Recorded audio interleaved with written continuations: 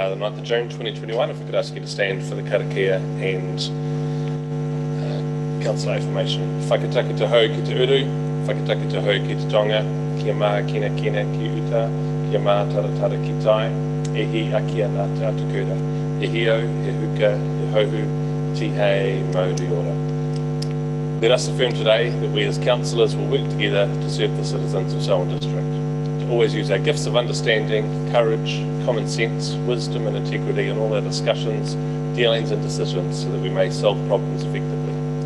May we always recognise each other's values and opinions, be fair-minded and ready to listen to each other's point of view. In our dealings with each other, let us always be open to the truth of others and ready to seek agreement, slow to take offence and always be prepared to forgive. May we always work to enhance the well-being of Selwyn District and its communities. We will. Thanks everyone.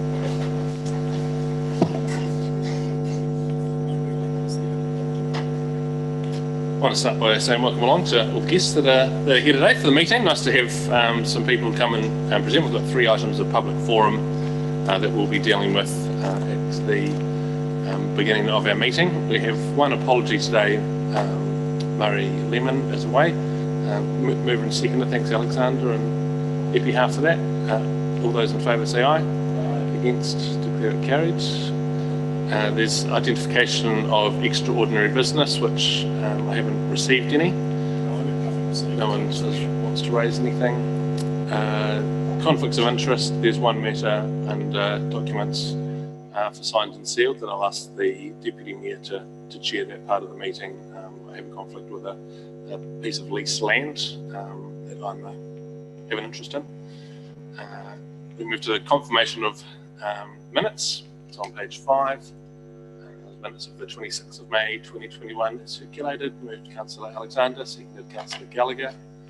Is there any discussion on those minutes? All those in favour say aye. Against, declare it carried. We have the confirmation of minutes from LTP deliberations as well. So that's from Thursday the 20th of May. Do we have a mover and a seconder for those minutes? Epihar and Lyle. Is there any discussion on those minutes? Yes. Councillor Reid. I've just sent an email around just a couple of changes, on it. 2 of them don't really make a great deal of difference that just discussed now. One was just saying, which was page 31 of Diligent, which was talking about the agreed council position, which currently says this is to do with the hockey turf. The support with some discussion on which side are reserved to place full-size hockey turf. I'm sure I'd mentioned that the hockey club be included in that, ensure that they're included in that discussion on location. Cool. I guess these minutes won't necessarily collect word for word everything that was said during there. So if that's, I'm sure staff will take that into consideration around the location, and if that's been highlighted to them, they can be aware of that during the discussion. So thank you for raising. Yep, that's all that Great. Thank you. Councillor Mill. I just, for information, I did raise with Kelvin around, I suggested at that meeting around targeted rate for the roading improvements rather than a general rate. And I was referred to the fact that we were close to our UAGC margin. In fact, as it turns out, there's 600,000 of spare capacity, and there is a question I asked with Kelvin to find out, particularly around the Melbourne Community Board and the Dartford Sewage Investigation Rate, whether they are genuine UAGC contenders because they're not rated over the whole district. So he's still working on that, but I think we need that information to hand before we make that final decision about it. Cool. Thanks, Councillor. Anything further? Kelvin, do you have me to report back at the next meeting on that when we actually have the LTP discussions? So all those in favour that these be recorded as true and accurate say aye. Against, declare it carries. And just before we move into the public forum, just a shout out to staff. Every council meeting just highlighting a particular staff member that's done some excellent work over the previous month. Today the recipient is Steve Clark, who's sitting here, involved in our animal control, but particularly this award is for the work that you're doing around dog control and the introduction of the one tag system which ticks the boxes on a number of spaces, one around plastic removal, but also on registration and ease of keeping dogs registered in our district, which you've got an outstanding record of 100% dog registrations year on year for a number of years now. Being able to keep fees really low for those that do own dogs and run a good system. So on behalf of those that have nominated you, Steve, but particularly from us as councillors today, we just want to say thank you for the work that you do on behalf of Selwyn District. If we could give him a round of applause.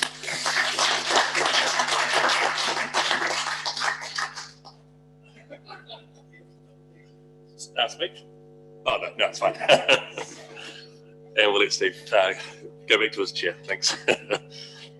So we've got 3 items for public forum today. So we've got Kui Rec Reserve, Denise Carrick, and the Greendale Hall Reserve Group are the 3 that we have. We'll just take them in that order. So if Kui Reserve Management, Rec Reserve Management Committee would like to, whoever's the 3 of you, one of you. Yeah, great. Come to the front and.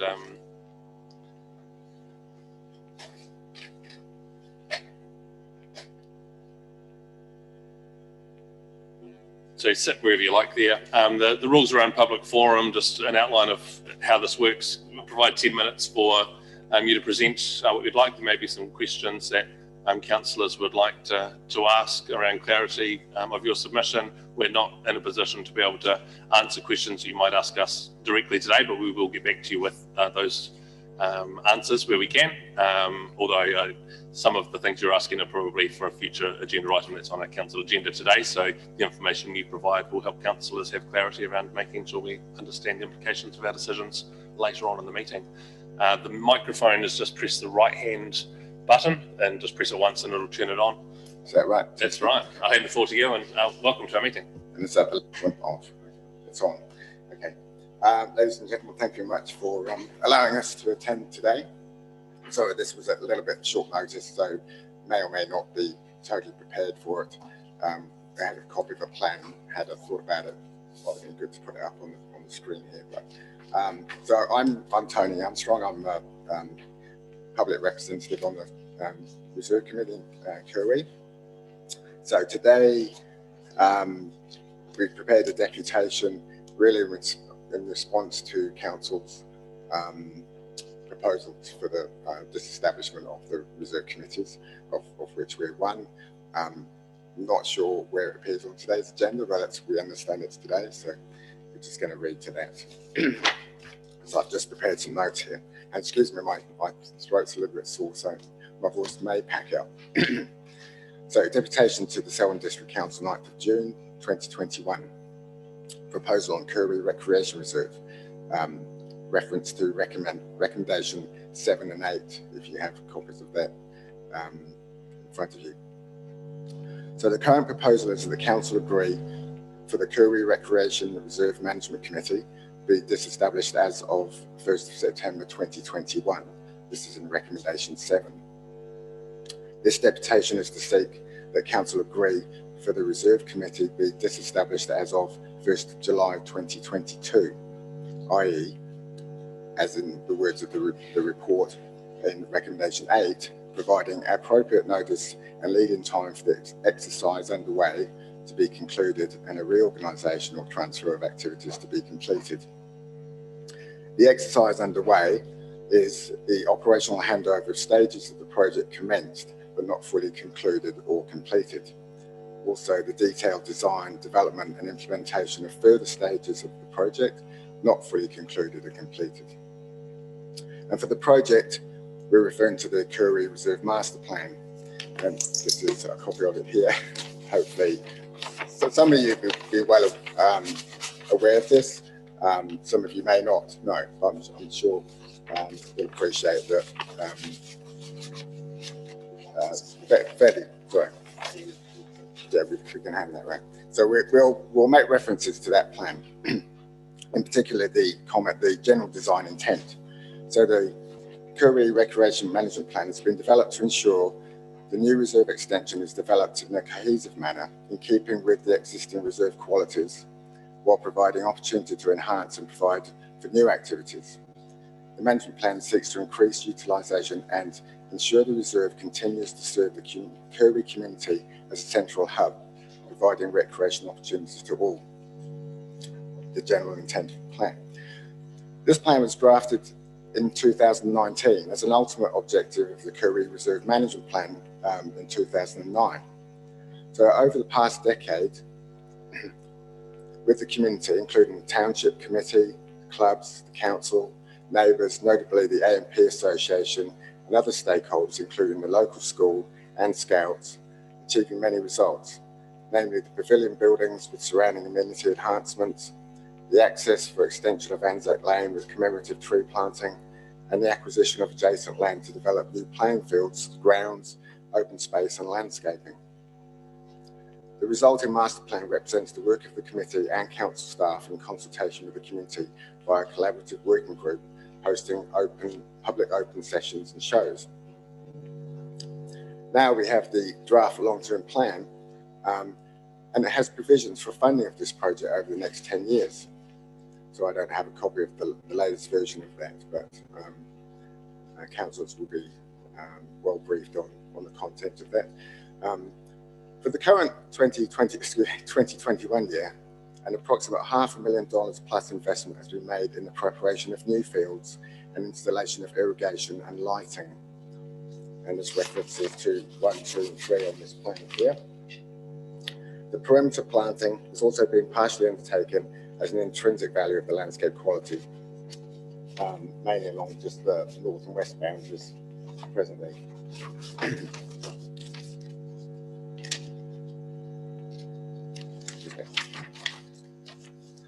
These represent the stages of the project commenced but not fully completed, which now require operational handover in the next year. It is important to note that the success of this has been the Recreation Management Committee, the sports clubs and council working together, not only on the design and build, but also to maintain.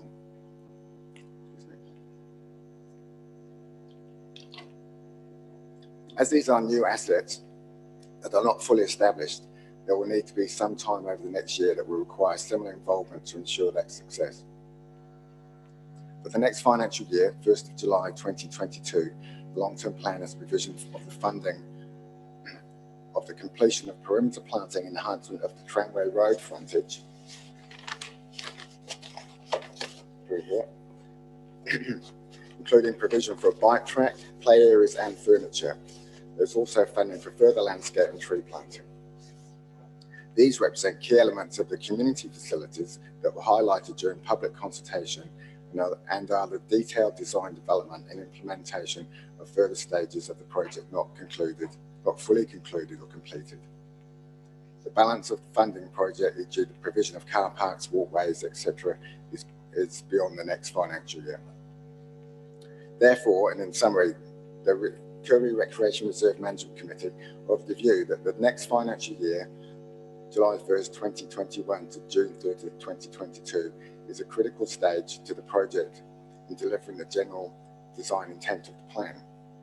The Management Reserve wishes for Council to defer its establishment until 1st of July 2022 in order to provide appropriate notice and lead-in time for the exercise underway to be concluded and a reorganisation and transfer of activities to be completed. The Reserve Committee wishes to complement Council staff, providing its resource of local knowledge and skills in ensuring the Reserve continues to serve the Koori community as a central hub. Thank you. Excuse me. Thanks, Tony. Raymond, is there anything you'd like to add to that? I can circulate that if you like. The only thing that I'd just like to add is what has the committee added to the value of the plan and the implementation of the plan at the Reserve. It's been ongoing since I think about 2013 when it was first mooted by the committee to actually extend the Reserve and formalise the land that we were currently using, which was Selwyn Plantation Board land that the rugby club had developed a field on a handshake from the Selwyn Plantation Board. So it was a good opportunity to extend the land.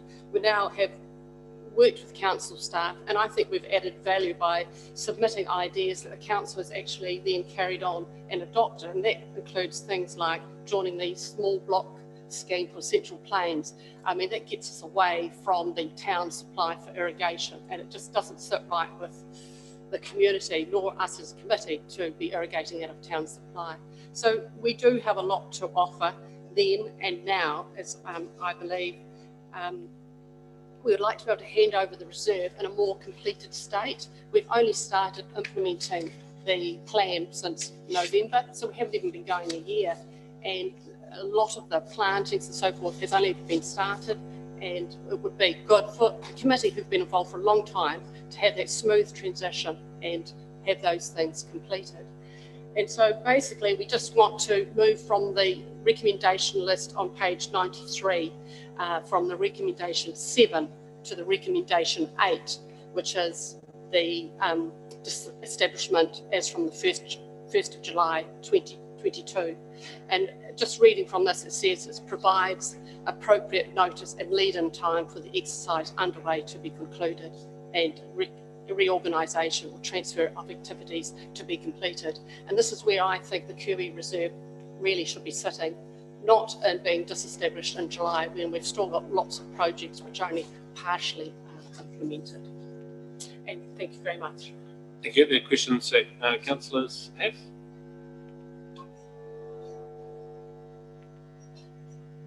Well, just something that's on my mind is thinking about your involvement if the 1st of July, if the 1st of September, date is what's concluded at the end of this process, then do you still see a pathway for those members that have been on the committee to continue their involvement through to September, through to July next year, but probably even beyond that? Or do you think that if the 1st of July date stands, everyone's just going to walk away? Because it seems to me that you've got a love and a passion for this place. You've already put in many hours into the reserve, and you'd want some continued involvement in the continued development of the reserve for this project, but also, future stages as committed community members. The committee's made up with a wide range of people, and we have Tony here who's, what is your word? I'm an arborist, yes. Yeah, so that's his field and his passion. He's lived in the area for a long time, so he knows what suits. The question is, we haven't had much of a direction from the council as to what happens if we finish up on the 1st of July. Are we waved and goodbye? I mean, some of us, that's why we are presenting today, because we do want to go on and see some of these projects that we've started to be finished. But what is the pathway? What is allowed? I think that's right. I think, where there's a will, there's a way, and we'll work through it. But at this point in time, there's some uncertainty, and I guess an element of risk that goes along with it, in that, we've had a significant investment. We're really in the present, and we're, the future starts in a couple of weeks potentially, and there's just this unknown of what happens. So, I guess we're offering that, through this mechanism, we can still be an integral part of the development of the reserve, as we've seen develop over the last decade or so through everything that's happened. I think, we've got a pretty good track record, and I'd like to think that, there's a bit more of a transition lead in time, just to smooth over that handover of what is a significant asset, plus some other developments which, as Raven points out, are only really halfway through, and just, we're not quite at that point of finishing and tidying up to the point where, we can say it's an achievement and that, we can go into, go forward. It will give us, from the committee, some sense of completion if they can finish off the planting, present it back to the council as an ongoing project, but not one that looks half finished, because that's what it looks like at the moment. The road frontage on Tramway Road is, well, it's no road frontage, it's just scrubby land. And from the community point of view, I think it would be good for them to actually see that we have started out, said what we're going to do, and now it's in the council's hands to continue on. Cool. Okay. Well, thank you for coming down this afternoon. No further questions from councillors. Oh, yes, Councillor McInnes. It's just this one's just occurred to me. Like, have you guys spoken much with the Kirwi Community Committee, and maybe sort of like, if the date stands as far as the Reserve Committee is concerned? Obviously you guys are all concerned with the same community, and the reserve is a big part of that. Is there a way of sort of joining together, and because, you know, as a township, you are together, if that makes sense. Like, would that work, or is that something you've considered? Well, I'm sure things can be worked out, but it's not my area of expertise to understand, you know, the full workings of council and how that would be managed through a sort of governance level, or even down to an operational level with staff involvement.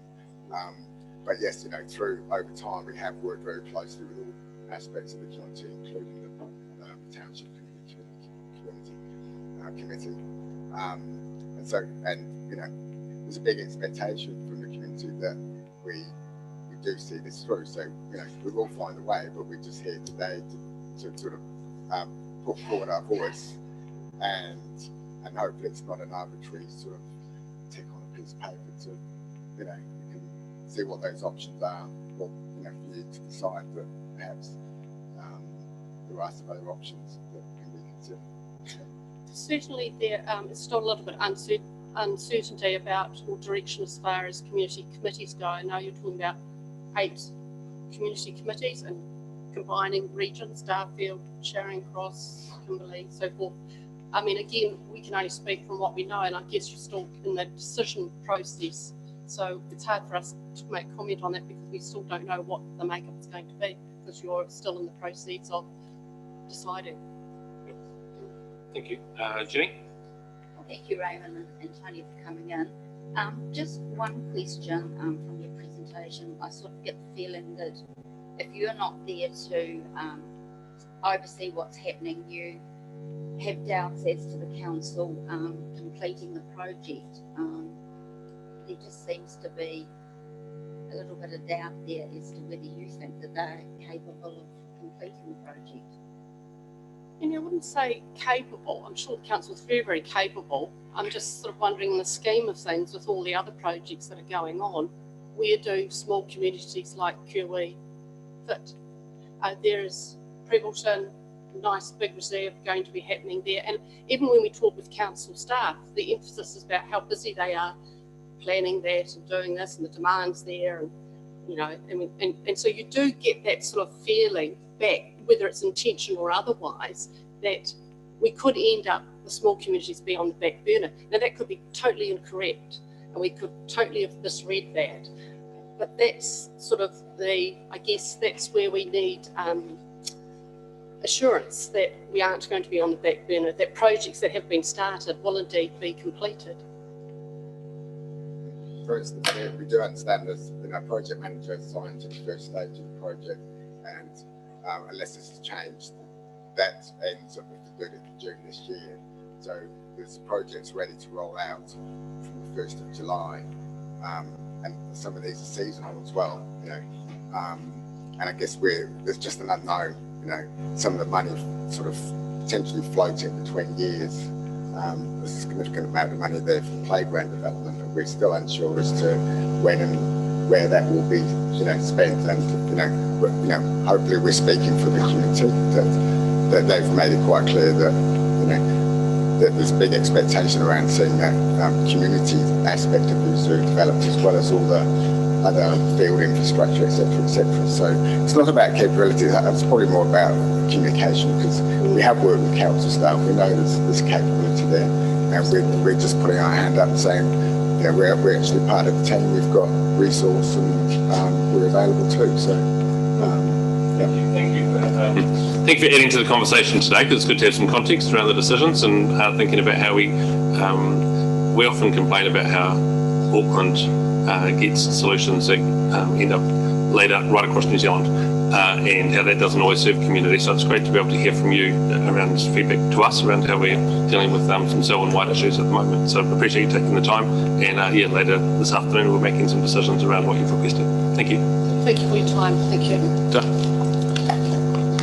Next, Denise Carrick is coming to talk to us around recent Plan Change community meeting from Plan Change 69. Denise, welcome along.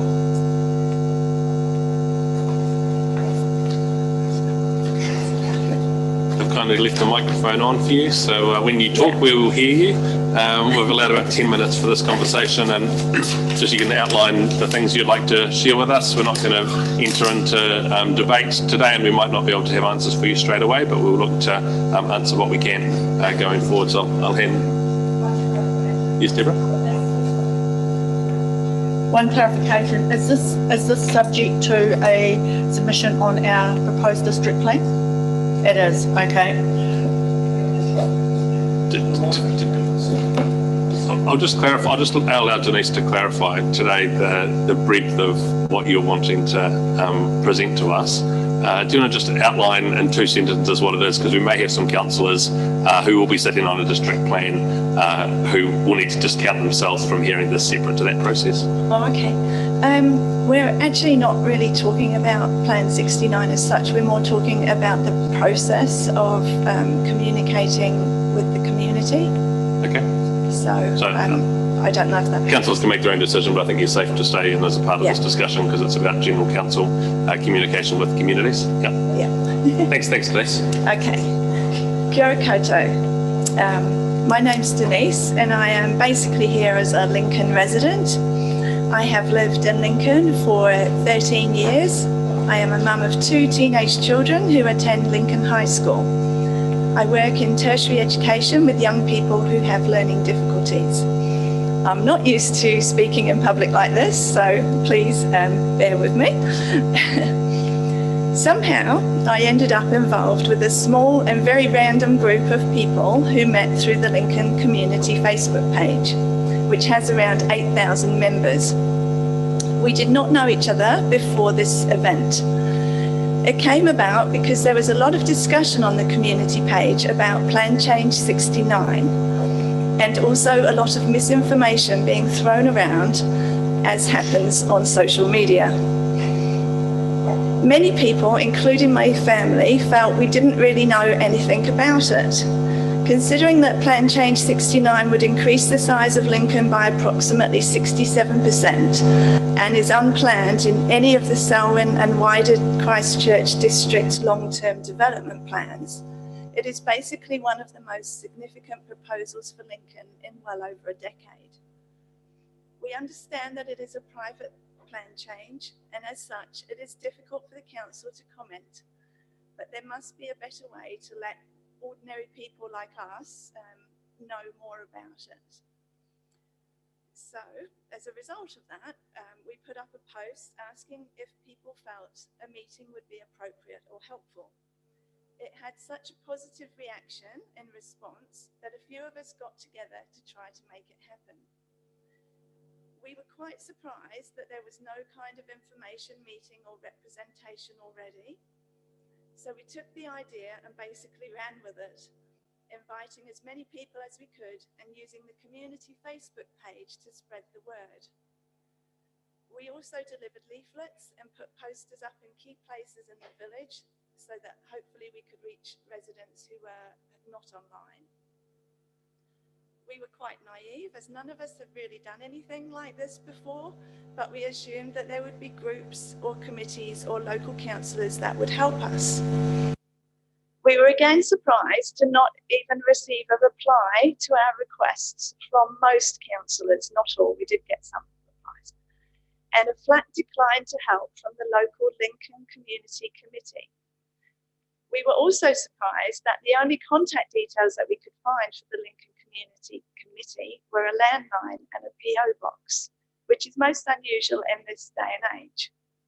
Councillor Sophie McInnes did share some information with us, and we were really grateful for that. But we still felt that there was more engagement needed with the general community. The council website made it very difficult to find the facts, and the website was described by some as clunky and also not user-friendly. Although this did improve a little once the link to the Plan Change 69 was put up on the front page of the council website after our meeting.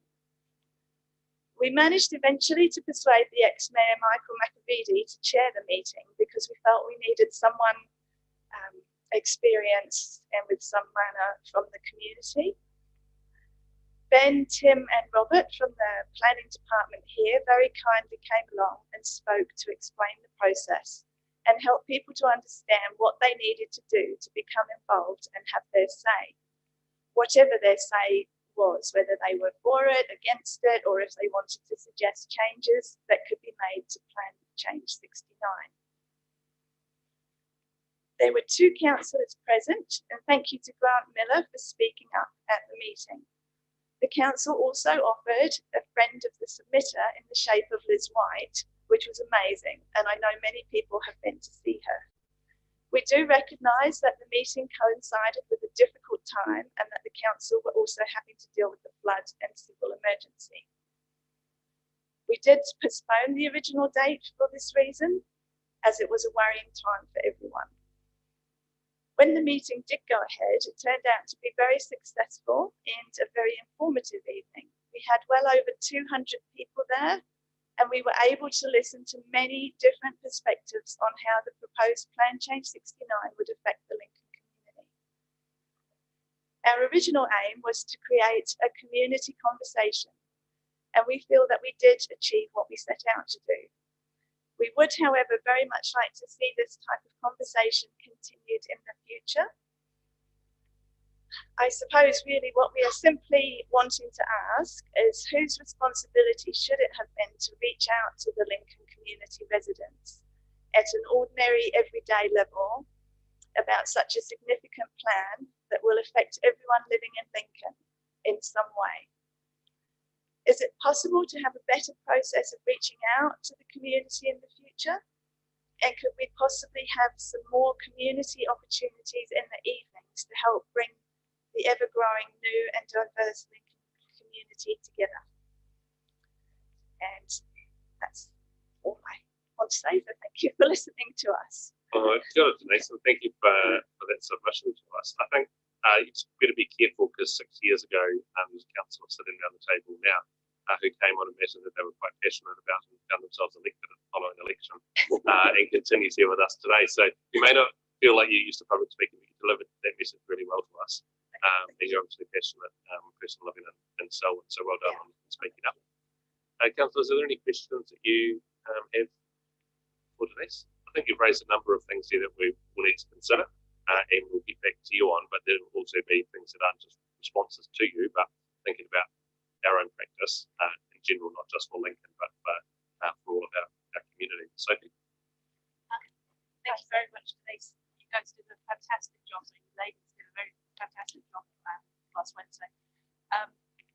So you mentioned about the Lincoln Community Committee. Now, I don't live in Lincoln. I've never actually been to one of those meetings before, but I know that they're a committee of council, so I know that that's probably partly why they didn't want to assist, because we did seem to get that everybody seemed to have a conflict of interest.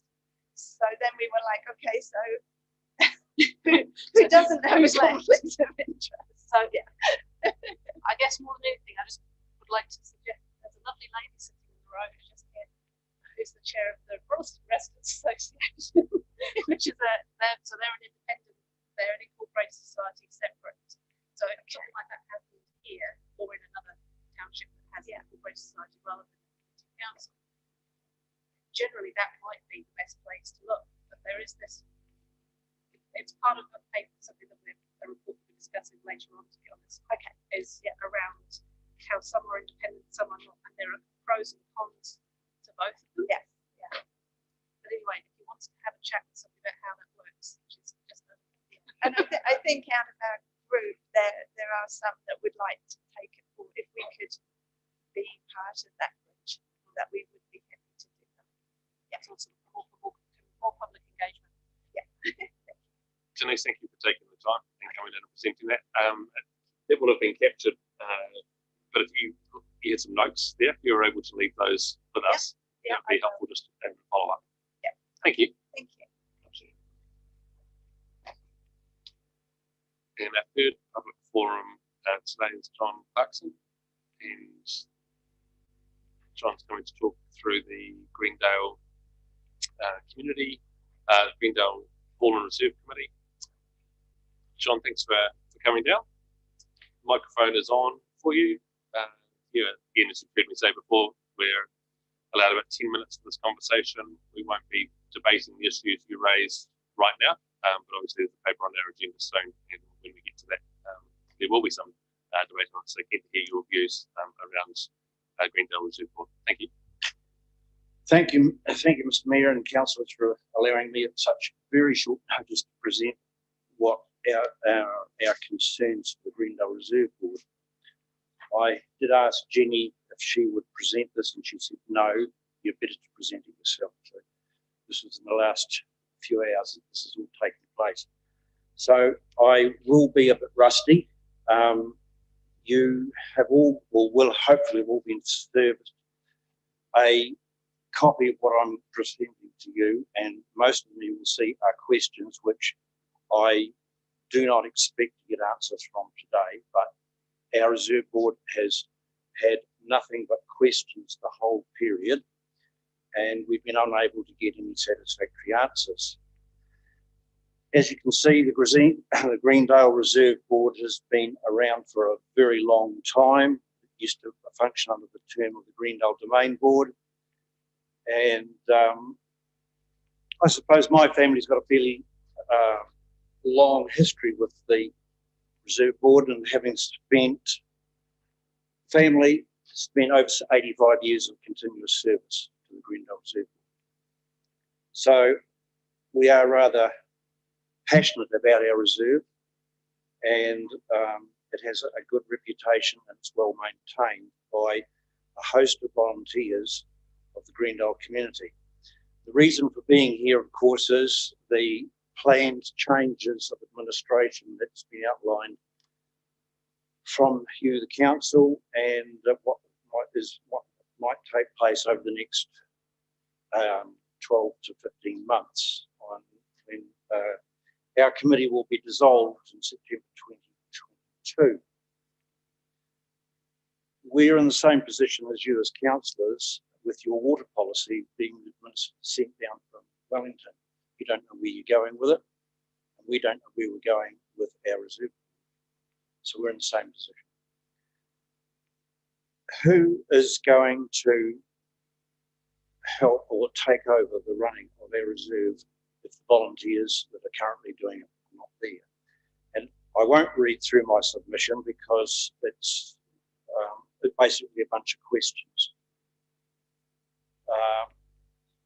But my main concern is, and probably the one is, that the booking system that's proposed and vetting of the users, Greendale and other rural communities are not quite like the urban communities you have, Wollaston and Lincoln and West Melton, places like that, where you have a paid caretakers and some council representatives on site during basically most of the functions that are held there.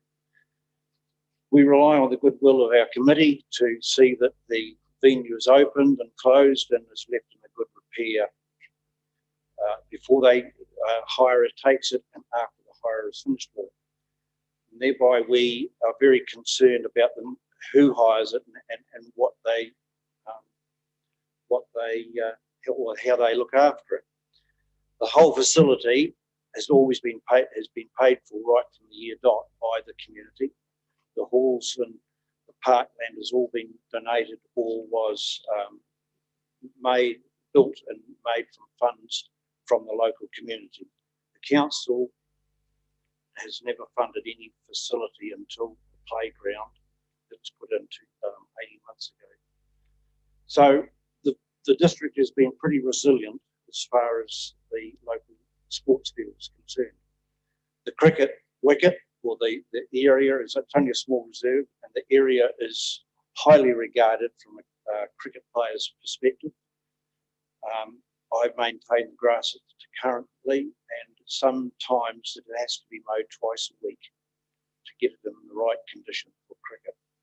They have both a all-weather cricket pitch as well as a grass wicket, and that is maintained by the cricketers.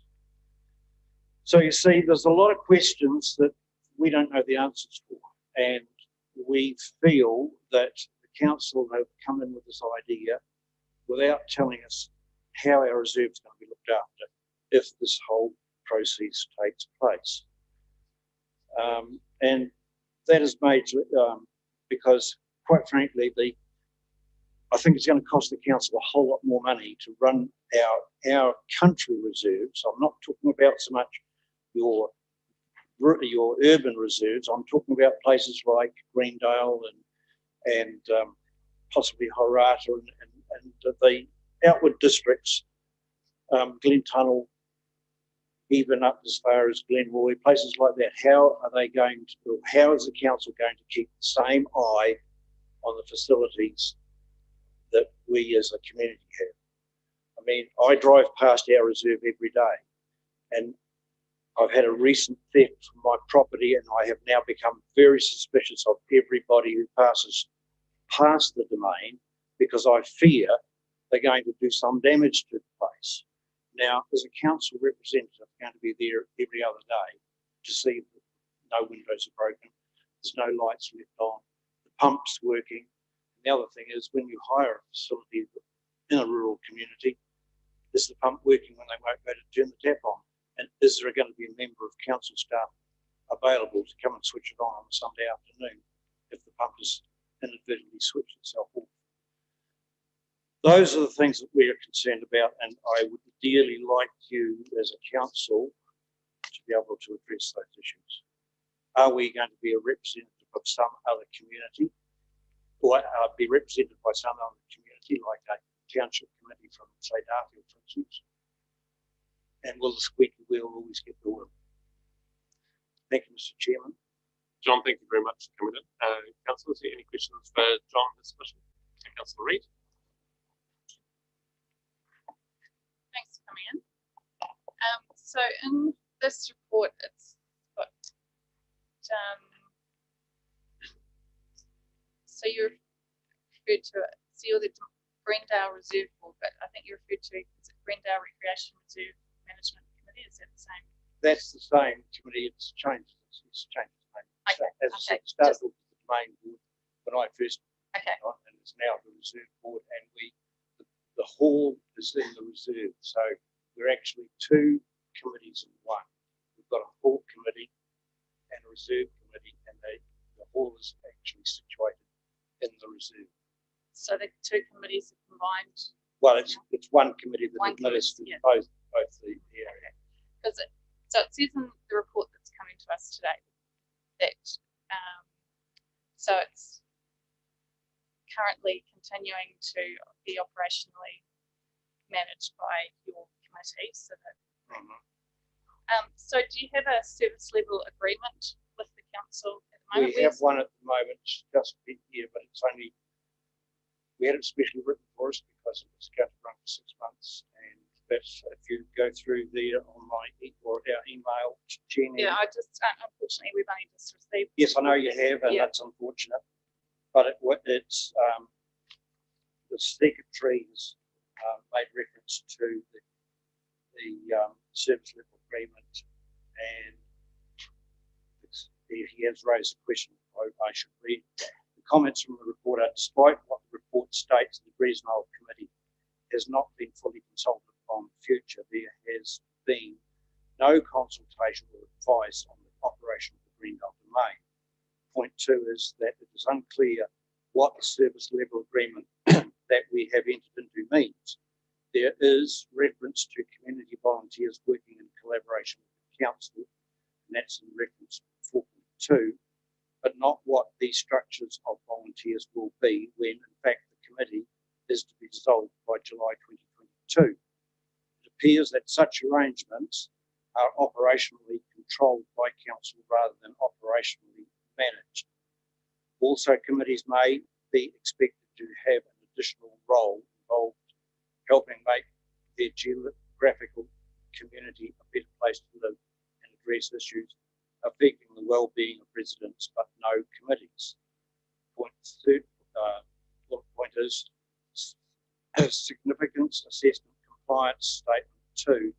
The statement, no resourcing associated with changes proposed require specific additional resourcing, is completely wrong. The present work being carried out at present by volunteers will of course require additional resources from council. The history background does not fully cover the history of the hall development and how they was funded. We have covered before why a community has ownership of these halls, and this should not be dismissed. And the fifth point, there is very few concessions and discounts for hire charges. A local resident does not get a discount for hiring the local hall. So those are the points put forward by the chairman, by the secretary, when he reviewed the minute. So does that help answer your question? So for yourselves going forward, so how do you see with a change like the committee being discharged? That service level agreement, what is the date on that going forward? Is that so that one's tied to what is in the council report? Sorry, I haven't got that with me at the minute, so I can't elaborate on it at this stage. And I didn't bring a copy of what it was, so I can't tell you. So you see some advantages on being a committee of council as opposed to being, whether you guys want to form an independent committee or do still be involved as volunteers? Well, you see, if we become an independent committee, is the council going to, are we still going to get funded from council? That's a question that's not been answered. If the council take over the full administration, at what point, or how do we know that the council are going to maintain the facility that it is at the moment? That's another point to see. Just case in point, there was a street light just outside the pool, and it ran for 12 months, day and night. And no council person came along to find out why that street light was running 24/7. So I'm just wondering, at the level of support we're going to get, or the community is going to get from council, if the whole entire enterprise or facility is handed to council to look after. Okay, thank you. The West Melton Hall, the oldest hall, is a case in point that we see every time we go to Trace. That's separate council. Things can get let go. Thanks, Nicole. Deborah. Thank you. Can I ask some clarification around the status of the reserve? Is it a long-standing dock reserve, or is it a reserve that was donated and may have to be offered back if it's not used as a reserve? What is the status? Part of it is a dock reserve.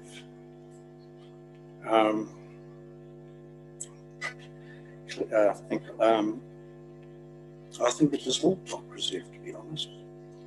I know I personally leased a dock reserve that was originally supposed to be the domain, but because the river was in the way, it was more convenient to establish another piece of ground. And I do have a copy of the deeds, but I can't remember off the top of my head. Thanks, John. Any further questions that councillors have? No. Tough for taking the time to come in last minute and present that to us today. Really appreciate your time. Thank you. Councillors, just looking at the rest of the agenda, there's a couple of items that need to come forward. One is plan change 72, just around timing for in the meeting. And I'll give my report now, but there's a piece around the civil defence emergency that Al Lorne is going to present. He's on his way back. Well, Douglas is here and maybe able to talk to him, but Al will be back in the building soon, and he'll come and present that when we arrive at that item. So, and I wondered too whether we bring forward the future of community committees, just because that's on our minds now. That we should, yeah, we can do that as well if councillors would like to bring that forward while it's fresh for us. So I'll just touch on firstly matters under investigation, which is on page 55. So there's the quarry setbacks, which is due to come back to us 7th of July, and the heavy vehicles in Prebbleton report will be the 23rd of June. So that's still to come. My report is there in front of you, which is on pages 56, 57, 58. Just a couple of things I'll touch on there in addition to what's been written. And we had a meeting on Friday 2 weeks ago now with Minister Woods, followed by Minister Wood, and those two meetings were with the Canterbury Mayoral Forum mayors. Minister Woods, first of all, when the focus was around energy and housing. She was interested in making sure that Canterbury had its fair share of the housing pie going forward, with the government looking to invest in infrastructure to support housing projects, and didn't feel that there'd been enough out of the Greater Christchurch area. So we're continuing to work with the Canterbury councils about the Mayoral Forum itself is convening that feedback to give back to Minister Woods. Minister Wood, the focus initially was with the Canterbury Mayoral Forum too, in items like the Woodend bypass, the Ashburton Bridge, and some things that have kind of been on the periphery were raised and brought in there. And that was followed by a meeting, subsequent meeting with Minister Wood, which was just with the Greater Christchurch Partnership Councils, and we talked about the mass rapid transport, which included the presentation that we had here at Council a couple of weeks ago now.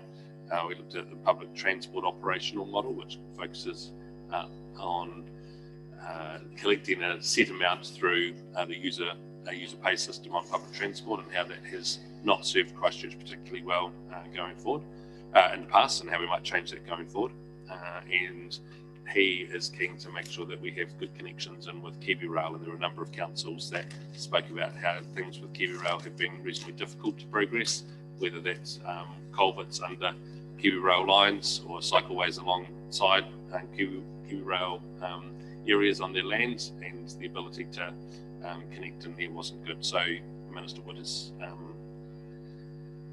having some conversations in Wellington about how they continue to connect with local councils better, and as a Mayoral Forum we'll continue to try and jointly push that, and then make sure that each council is able to connect where they need to, because each council is slightly different. The Ashburton situation was a positive move around how their shunting operation might be moved out of the middle of town, and some funding that they might receive to move that slightly north of Ashburton, which would free up the centre of town from the trade movements that it currently has through.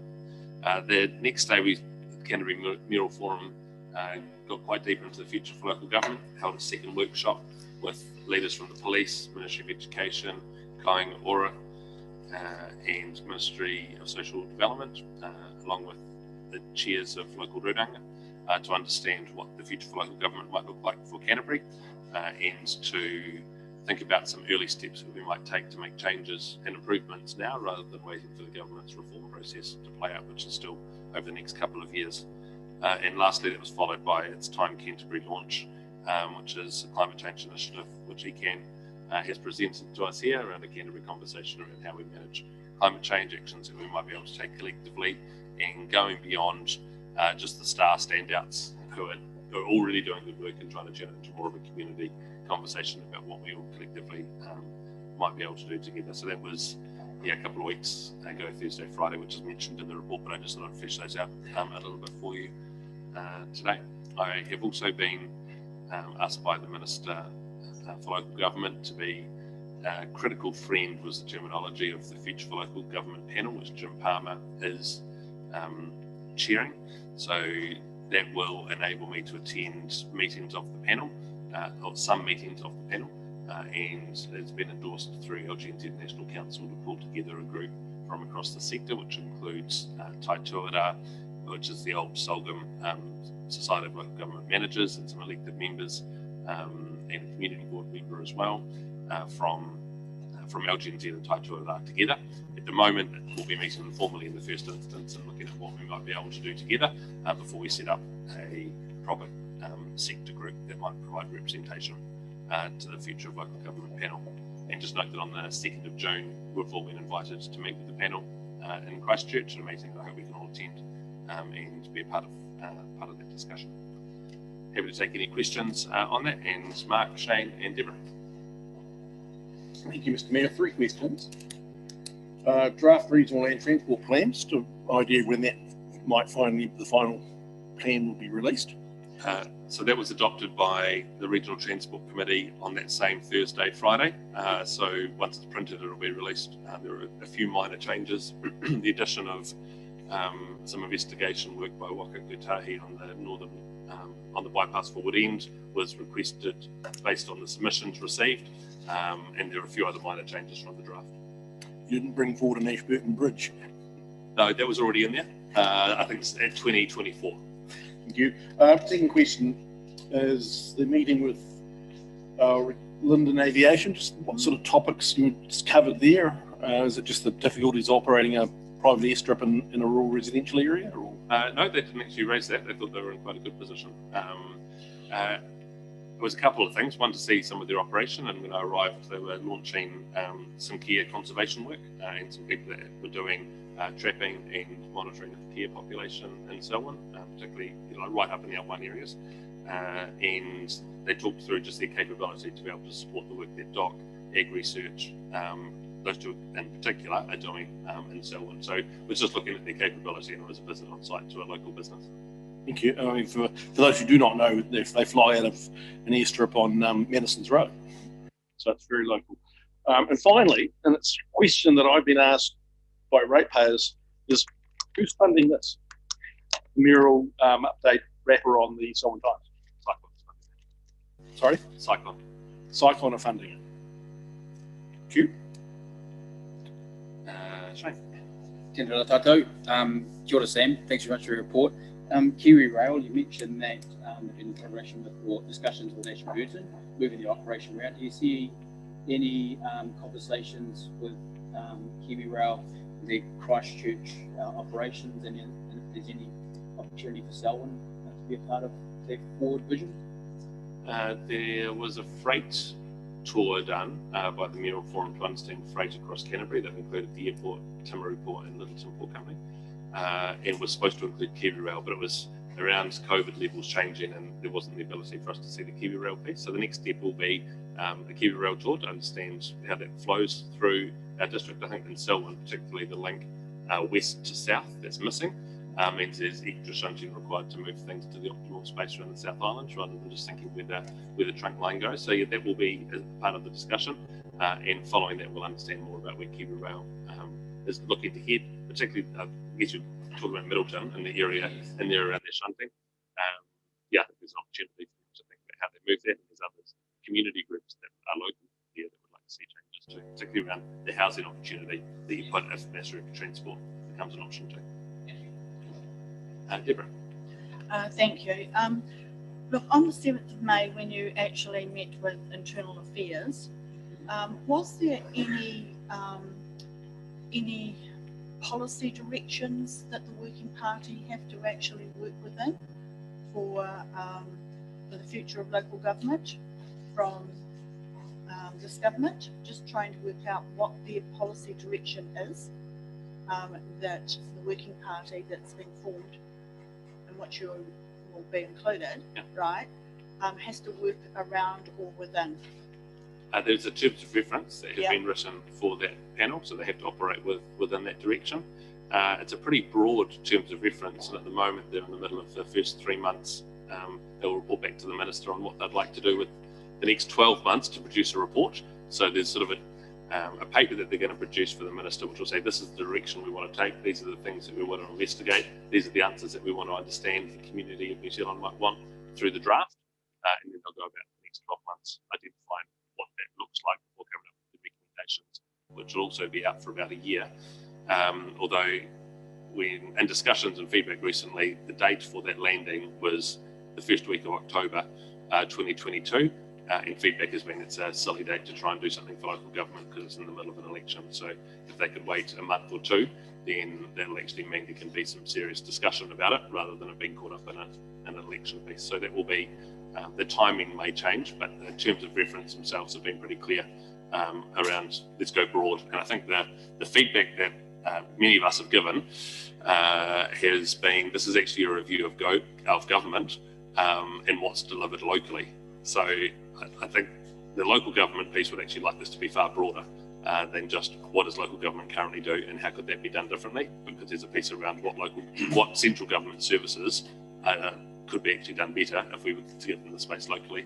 But that will be up to the panel. They said they want to stay broad, but they may receive further guidance from the Minister, but at the moment they haven't. The terms of reference are available online, but I'm happy to circulate them if you'd like.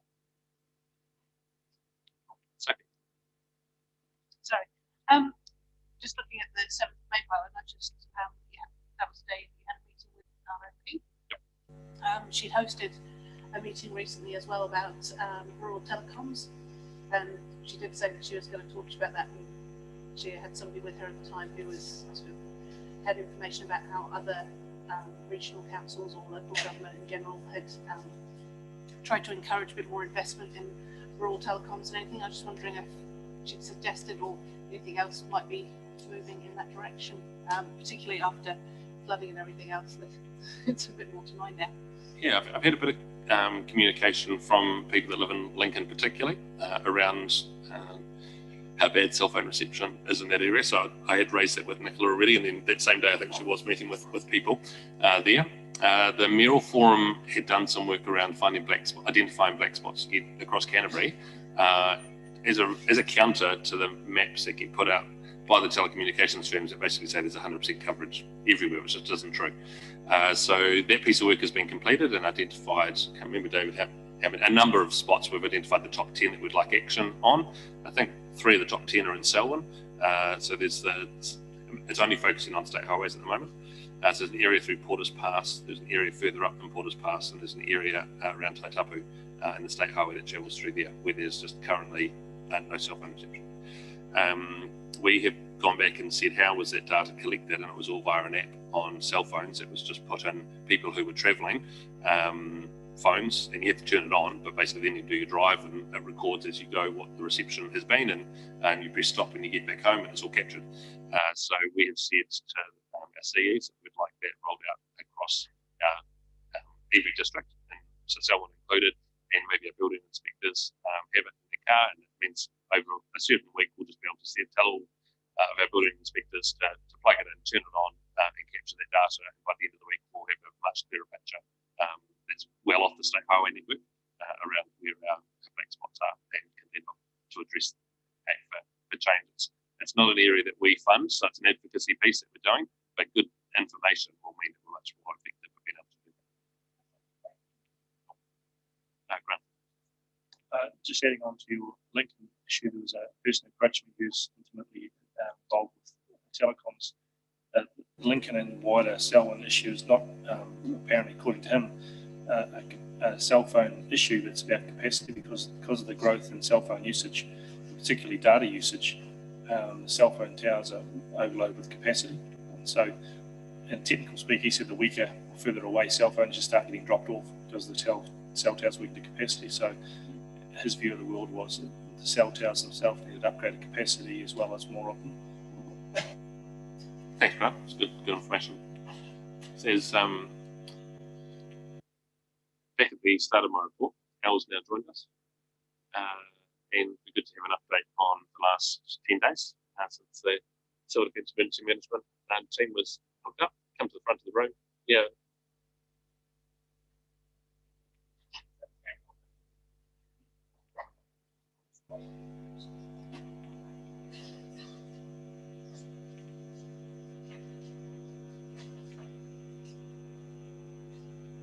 And just before you start, I'd love to say congratulations on the job done so far. That the job's not complete yet, but what we have seen is the ability to be well set up, to have great connections into our community where we can rely on people locally to react, and the Selwyn Gets Ready system that we use and promote was really good. We were able to lean on local fire and police, and the multi-agency approach that was taken again means that we spread the load and use the expertise where it is. And when evacuations had to happen really quickly and very dramatically for many people in darkness, it was done well. There's a number of people across our district that are still tidying up and feeling the effects, and no more than there's homes that have been connected and carpets and goods that have had to be dealt with. But there's also a lot of farms that are having to repair fences where green feed for the winter has been wiped out, where topsoil used to be, there's now river, and the effects aren't just what happened last weekend, but will be the ability to carry stock through the winter and income for coming years. So it's a pretty broad affecting storm. It's not just one particular area, it's right across our district and right across sectors and so on as well. But thank you for the pre-organisation and standing things up early and making decisions like this. talking with me about how we declare early and join with the rest of the region and making sure that the powers that were needed were enacted as soon as possible. I'll hand it for you. I think you've done the briefing, Sam. That's good. Thanks. I think we'll just break it into 3 bits. I'll just talk a little bit about what we did do to prepare. Murray will just give a bit of an overview of infrastructure, and I'll get Al to talk about last week and where recovery goes. So I think one thing that the council and the district have got absolutely right over the last 20 years is that we do have a significant number of community groups involved in civil defence and who give us information. You're quite right. The whole ability of our relationships with foreign emergency and police were very helpful during that key 24 hours. I think probably what, from my perspective as controller, is we did a weather briefing at midday Friday. We got invited to a FENS weather briefing Friday afternoon, which we went to. We established an EOC meeting Saturday morning. Remember, the rain didn't start till Saturday night, where 15 individuals from council or emergency services sat round. I think you'll find that's a bit of a telling ability to make sure we got things right compared to how others may have done. I'll leave them to sort that out. And then we deliberately set up shifts. We had a sort of an overnight skeleton shift working remotely, and then we had shifts coming in on Sunday, and we run shifts for the next period. So I think if you don't deal with these things professionally, and you're quite right, Your Worship, when fire and police need to do things for us, it's critical. There are certainly some things we'll want to look back on. Some of the evacuations should have been much easier to do, but we needed that declaration to make that work, and we need to really make clear to the community we don't evacuate you just because we think it's a good idea, it's because we need you out of there. There's a few things like that. There'll be a few debriefs on infrastructure issues. I think some of the key telling numbers in our district and behind White Cliffs, we had 320 to 350 millimetres of rain over a 24 to 30 hour period. The forecast was for maybe 200, maybe 300. So they certainly got up in the high level. If you go around to Springfield, probably had 400 mils in behind Springfield. And we would have had, I was told we had 250 at Mount White. That's well into the high country, but just shows you how far this weather pattern got in. And we certainly had those significant volumes up in the Coleridge Basin. So from a civil defence perspective response, we look forward to some sort of review process, but the depth of our volunteer council and services was just exemplary. I think we got things right. And Your Worship, we made the decision to clear in a very orderly manner, and that was absolutely the right thing to do because we could see clear messages. So I'll get Murray to talk a little bit about infrastructure, and we'll certainly not prepared for this, but obviously a big event, but overall I think we've actually come out of it pretty well compared to some of our neighbours. In terms of water services, all of our surface water schemes took a hit, not surprisingly where they basically are.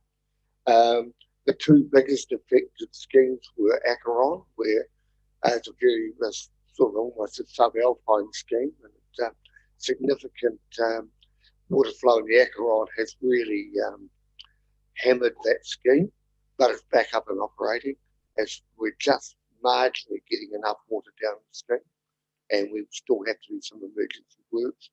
And Springfield, of course, we've had ongoing issues with turbidity from the Culroy Take, and when you get turbidity, which is normally trying to manage around about 1 or less than up to 800, it's a bit of a challenge, but it's down there now. We're back on the boil water notice, and obviously we've got scheme improvements underway, and obviously they'll have to be revisited anyway. And Murray and Elaine and Daniel will talk about some of those in their presentation. No problems with wastewater schemes at all of any consequence. Our water races, we shut the water races off early, as we do, because they become a conduit for overland flow during an event. And so places like Springfield, where effectively the creek is the water race, obviously caused a problem because it was just far too big for anybody to handle. Again, we've got a few issues with water races. We've got quite a bit of work to do around water racing takes like Glen Tunnel, and that will just be a wee challenge over the next few months. Stormwater, that was our initial for how will Hororata survive a big storm, and to be fair to say, the work we did above town and bypass really helped reduce any impact on the township, but we still have particular work to do in the rivers, and that's what we're talking to ECAN about in terms of river management. At this stage, we're back down to all of our schemes of water supplies are operating. If you're on board water notice, but that's procedural, they'll come off in the next 2 days when we get just get across the line with DHB. In terms of roading, again, widespread damage, but generally a lot of that's scour and earth break and missing steel, and all repairable quite easily. So at this stage, we've still got the Linden Road closed, and the extended damage up there might mean that with normal winter closures anyway due to snow, that there's not a lot of work done on that road for a while. All of our bridges are recovered except for the Whitecliff Bridge at Oscar Whitecliff over the Selwyn, where it's now reviewed says that it's a fairly old bridge and needs quite a bit of work done. So it's going to be weight restricted for quite a while until that's able to be looked at and repaired. And Coes Ford opened this morning, so that was the last of the popular roads. Well, Fords are recovering and they're reopening. We are middle of winter, and a lot of Fords actually do remain closed during winter. So overall, good response from our contractors, good reporting back. Staff stepped up, fairly proud of the staff. Good comms and good communication with the whole civil defence team. So yeah, fairly happy overall.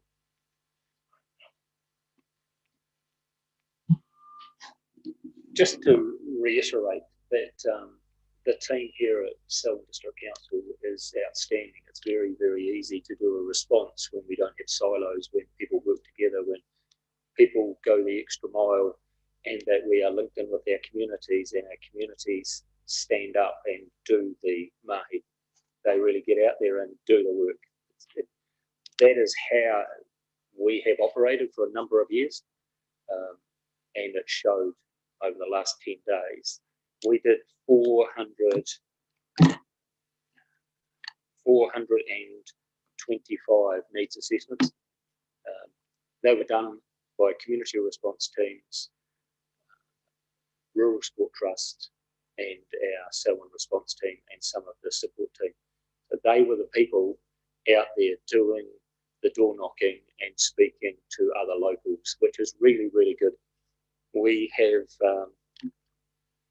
31 properties that have been damaged, so that's houses, it's not farms, and 11 dwellings have been registered.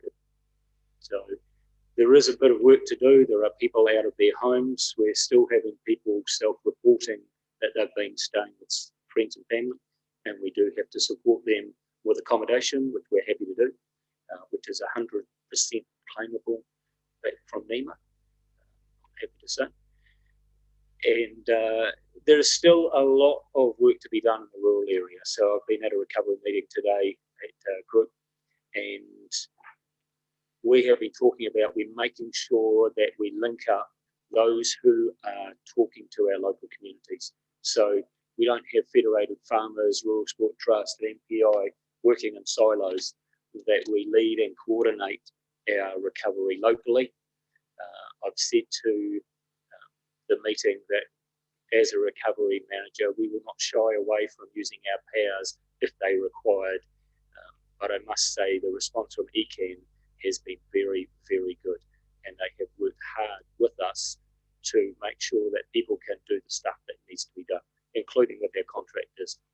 And I suppose I'll finish with the contractors that we have. The people out on the ground have done an incredible job. We are well served by those people who work night and day to get services back up. So, thank you. And I was away until Sunday with my poor wife and my phone going flat out. But she reminded me that actually, if you haven't done your job properly, then this is a very, very good test. And these people stood up early, they stood up well, and they did a brilliant job. And I'm very proud of them. Thanks, Al. There's just a couple of other things, especially MSD announced some extra support today. So just thinking about how the government's involvement in this is. I haven't been able to catch up with what that is, but Diane McDermott, the regional leader there, has said there is extra support coming. There's $100,000 that was announced around the mayoral relief fund that was for the region. We're yet to determine where that's going to sit, but Waimakariri, ourselves, and Ashburton were the three that were most affected. And as mayors, we've talked about just having a response that's the same across the area rather than each doing it differently. And so that will be available to our community as well. And lastly, ECAN's been good at allowing people to get on with the work that needs to be done now. But you might recall for the last 3 or 4 years, I've been asking ECAN to be proactive in increasing the river rating area and assessing risks around rivers and getting on with proactive work in our river catchment. And they've been silent on that. And so I have invited our 2 Mid-Canterbury councillors on a day field trip to probably 4 or 5 localities that were badly affected in different ways by this flood. Once we get a date confirmed, councillors are more than welcome to come on that if they'd like, and I've invited our staff too. But we just need to really press home the need for proactive action, because some of the damage that was caused could have been prevented. Some of it might not have been able to be prevented too. It's a pretty big flooding event. So, but we need some assessment around what level of work could be done, what's the cost going to be, what's the rating impact of that. And at the moment, it hasn't been that level of work. And I kind of feel for our staff, because we have been in that space and wanting to help our communities, we're getting dragged into areas that sit outside Selwyn District Council space and are well into ECAN riverbed space. And I want to protect our staff from that overwork, because they've got enough on their plates with their own water concerns. So that's another piece of ongoing work that we'll look to confirm over the next couple of weeks. Deborah and Mark. Thanks, Sam, for those comments. They are some of the comments that I have had with regards to the management of the river rating structure that is managed by Environment Canterbury.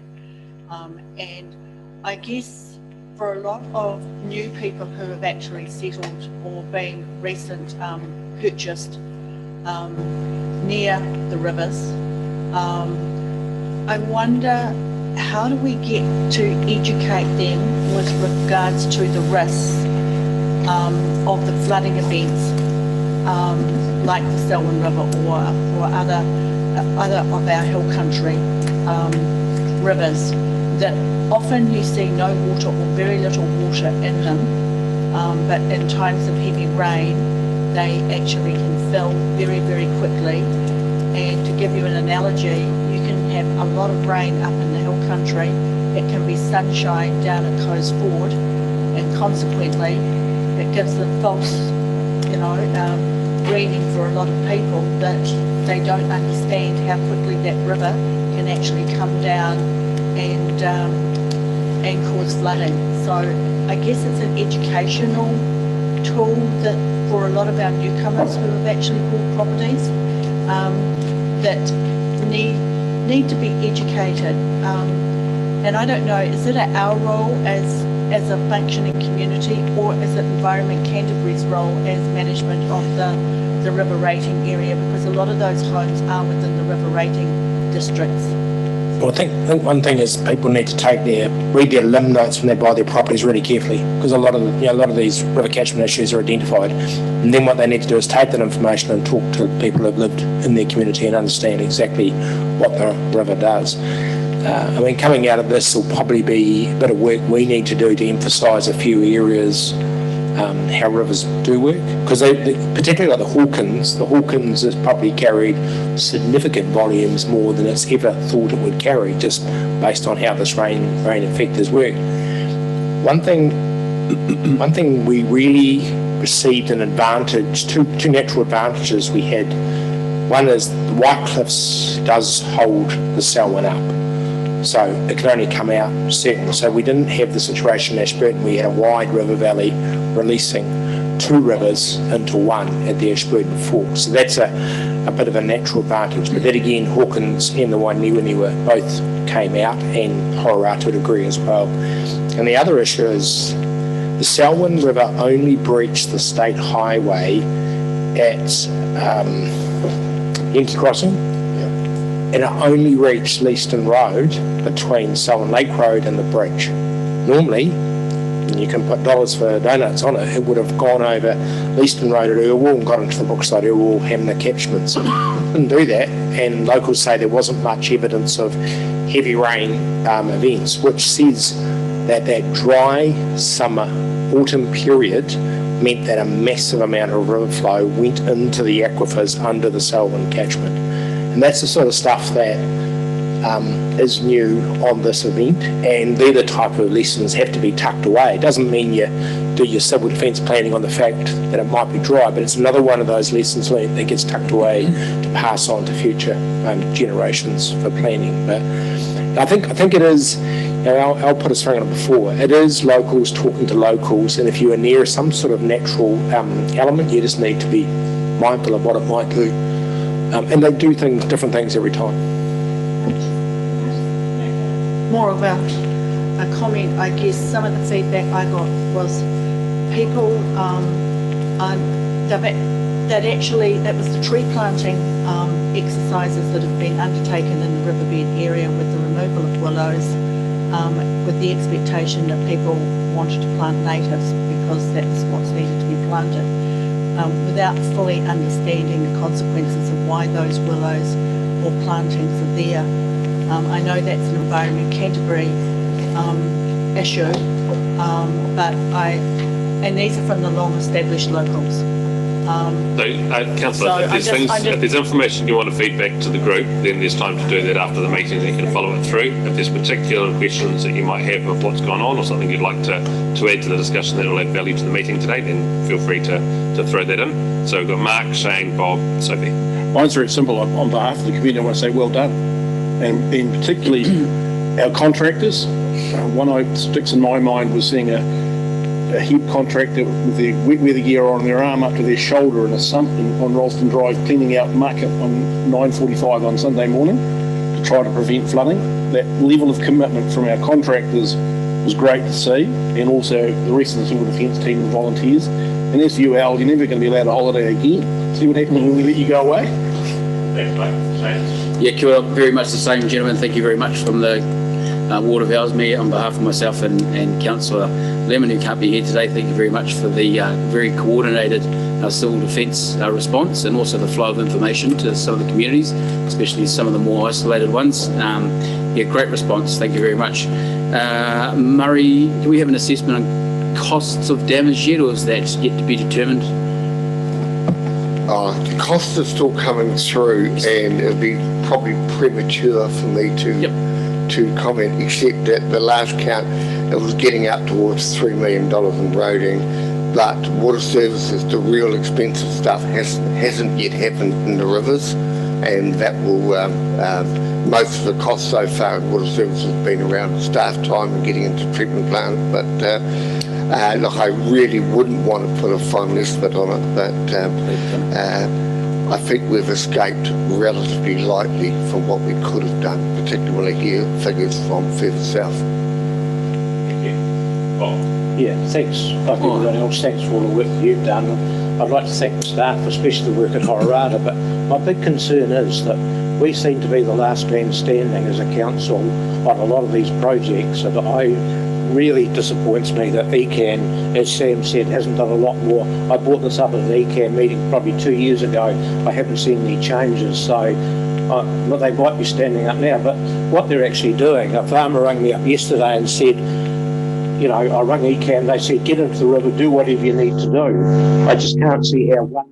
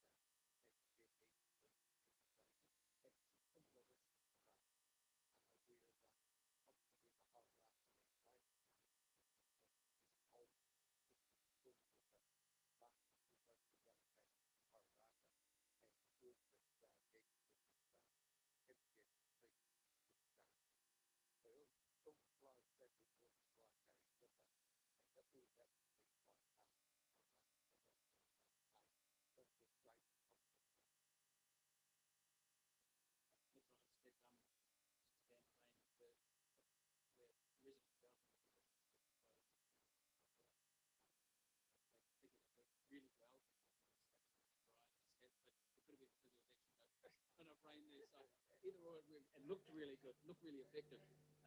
And just lastly, Al, thank you very much.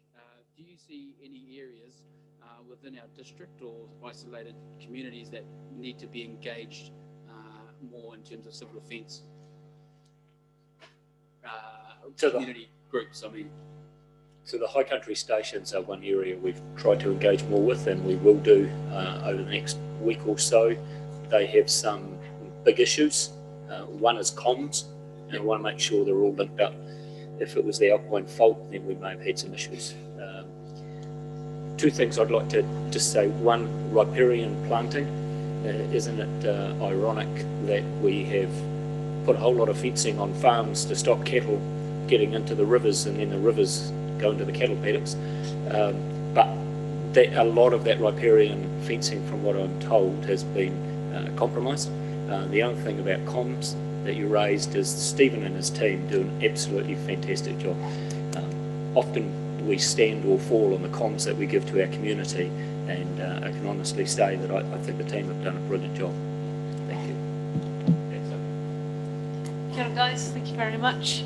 Yeah, just want to echo everybody else's thoughts. Great job, and I was going to say as well, you know, well done to the comms team, because those messages kept on rolling out. My phone was bleeping all the time, and Facebook was pinging all over the place. It was great. That's the sort of information that you need, because it needs to get to as many people as possible.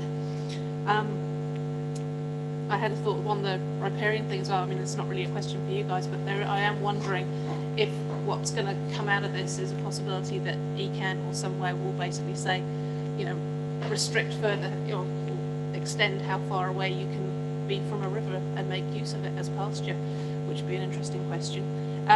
But I did wonder, is the wrap up for this, or the debrief or assessment, likely to compare our flooding modelling that is on our limbs and everything against the reality of actual overland flows in a storm bed?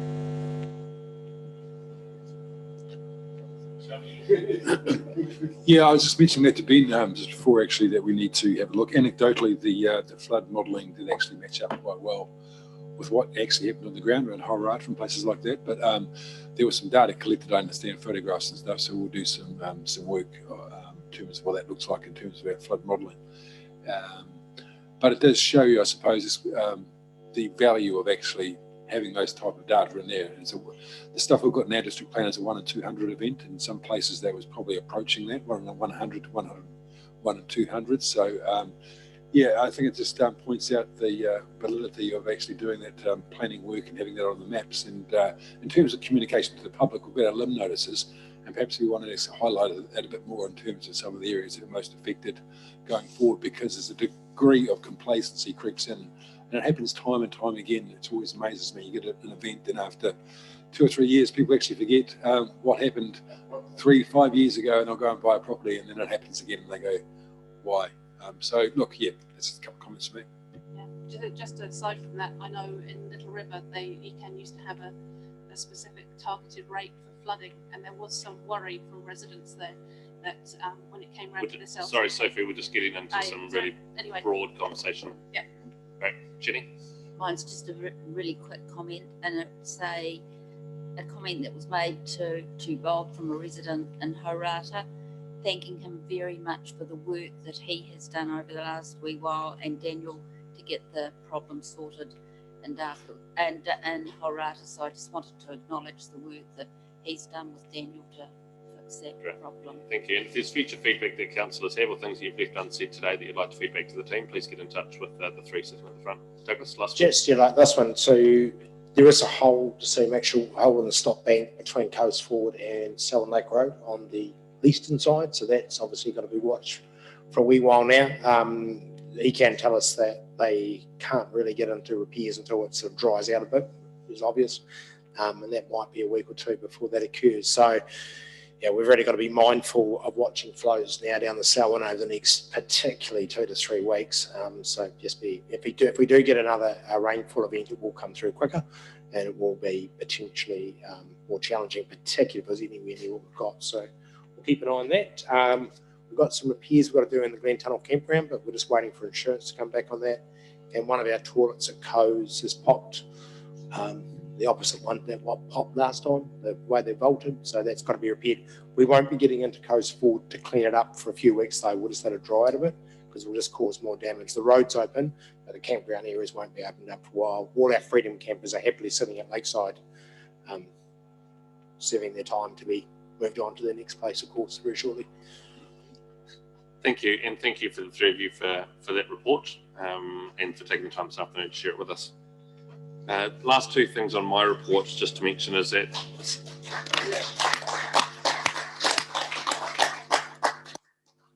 Council's been successful in reaching as a finalist as the LGNZ Excellence Awards for our customer services changes. We are a finalist in the Excellence Award for Social Wellbeing for transforming customer service for Selwyn. And the last thing in my report is that citizenship ceremony for everyone that was unable to attend a ceremony during the COVID-19 era, which was a lot longer than just the lockdown. We weren't able to have ceremonies all last year. And so everyone was sent certificates directly. So next Wednesday evening at Tautapu, we're holding the ceremony that everyone that missed out on that original ceremony has been invited to, which will look a bit different than the one that we have here because there's a couple of hundred people rather than 30 people. But yeah, if any council would like to come, would love to have you there and involved in that ceremony. So please just RSVP to the invite that's there. I'll move that you receive that report. Sorry, it was long and varied. Second, Deputy Mayor Lyle. All those in favour say aye. Against, declare it carried. We're going to do tab 11, which is Rachel Carruthers, Plan Change 72, Prebleton. Yep, and those members who want to declare an interest based on their efforts for the district plan can step back from the table. It's the same process that we've been through with many other plan changes. Is there a mover and seconder for this report? We can receive Rachel to tell us some things, but it looks pretty simple. I'll move it. Thanks, Councillor Miller. Just questioning the process. I mean, the council laws won't be deciding on deliberating on this because it's a plan change, not a district plan related item. This is a process that's outside the district plan review, but I'm not sure whether. Well, I know that the zoning changes are part of the district plan piece. I think it's sensible for them to not be a part of this because it is rezoning land around the township. Up to each councillor whether or not they step back. But yes, Rachel, come and use the microphone.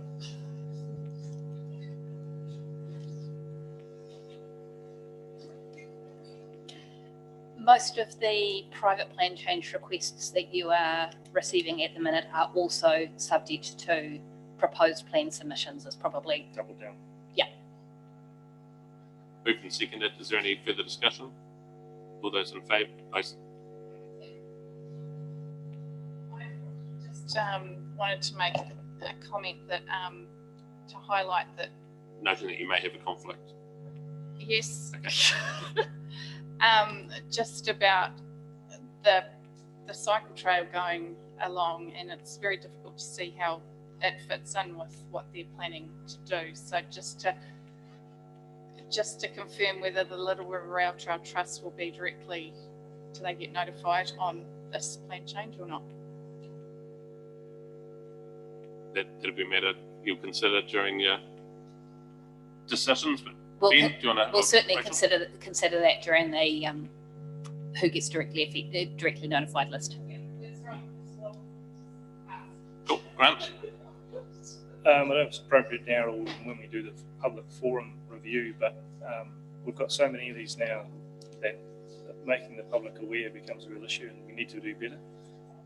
And the lady was spot on with our website. Our website is a nightmare for these things, trying to find them. So we want to talk a bit later. Yeah, we'll do that as part of the review, but that will feed into this process as well. We'll need to make sure that it's as clear as our public expects, not as previous examples have been. So moved and seconded. All those in favour say aye. Against? Declare it carried. Thank you, Rachel. And we'll do community committees before we break. And Denise, I'll ask you to come to the front of the room.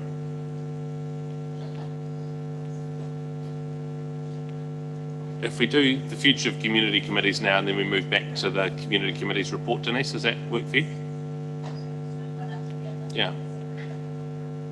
We'll probably have a break in between. Tab 13, future of community councils, community committees of council.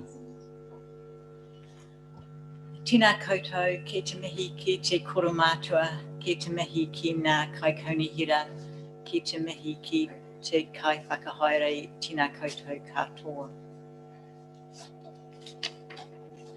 This report is about community committees of council and their future.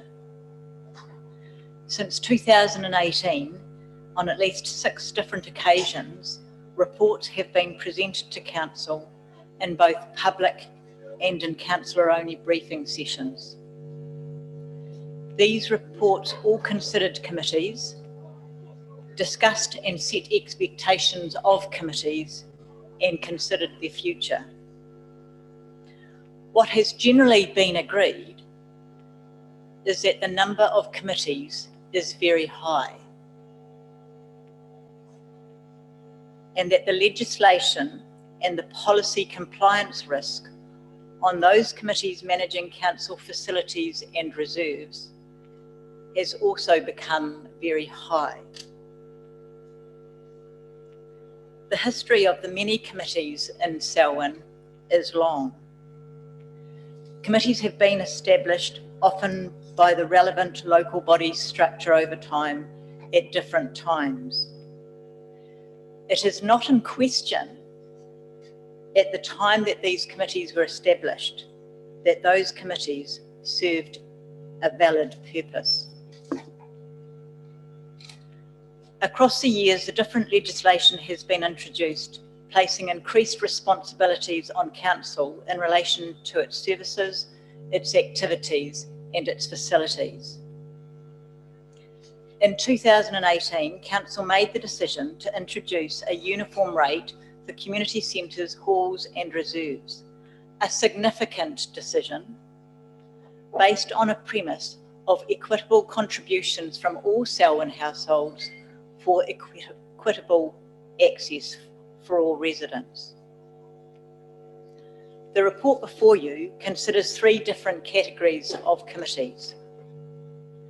Those that are operationally managing a council-owned facility or reserve, those committees with a separate legal status, and those committees with a broader community orientation. The report proposes to disestablish those committees operationally managing council-owned facilities and reserves, but over 2 different time periods. The report proposes to separate from council with those committees with an independent legal status over 2 different periods. And the report proposes to engage further with those committees with the broader community orientation, with a revised and a refreshed policy for consideration. This report encourages council to make some decisions. At this point, it's hard to progress until council puts a stake in the ground. Great, thanks, Denise. Very comprehensive report that you've given us as well, with a number of recommendations. As I said earlier, it's nice to see that we're actually trying to treat, we're not trying to treat everyone the same, but recognising that there are some differences across the district, and I think recommendations 1 to 13 recognise that, whether it's in timings or the way that transitions will happen. Councillors, it's been a long journey getting to this point, and there's been a number of delays. There's been a number of times when we've just asked for a bit more time. There's been a lot of extra information being requested, and there's been a lot of listening to the various committees that are involved here, as well as the opinions of staff and our own experiences of being on council and working with staff and our community committees. I am happy if councillors would like to go through and think about how we would debate each thing line by line. Well, if someone would like to move as a whole the recommendations 1 through 13, we can take them as a block as well. But I imagine there's a wee bit of detail that people would like to discuss, and we just go around the room. That will allow everyone to have their say and raise any issues that they might have with particular points. And if we could also consider Kiwi's submission to us today around timing, and Greendale's around information and how that might be fed back to them, and how that's considered as part of today's decision. So I don't know if someone wants to go first, or we'll just go around the room. Deborah, you got your microphone on. You can go first, and then we'll go Mark and Jenny and around the room. Before you move any recommendations or proposed recommendations, in the body of the report is attachment 1, and it's a draft T302 Council Community Committees policy. It's not, it's not coming up on my 96. Sorry, it's not coming up on my diligent. And it is a draft only at May 2021, and it's still to be confirmed. And this draft actually looks at taking the number of community committees across our district, combining them into a total from 24 to 8.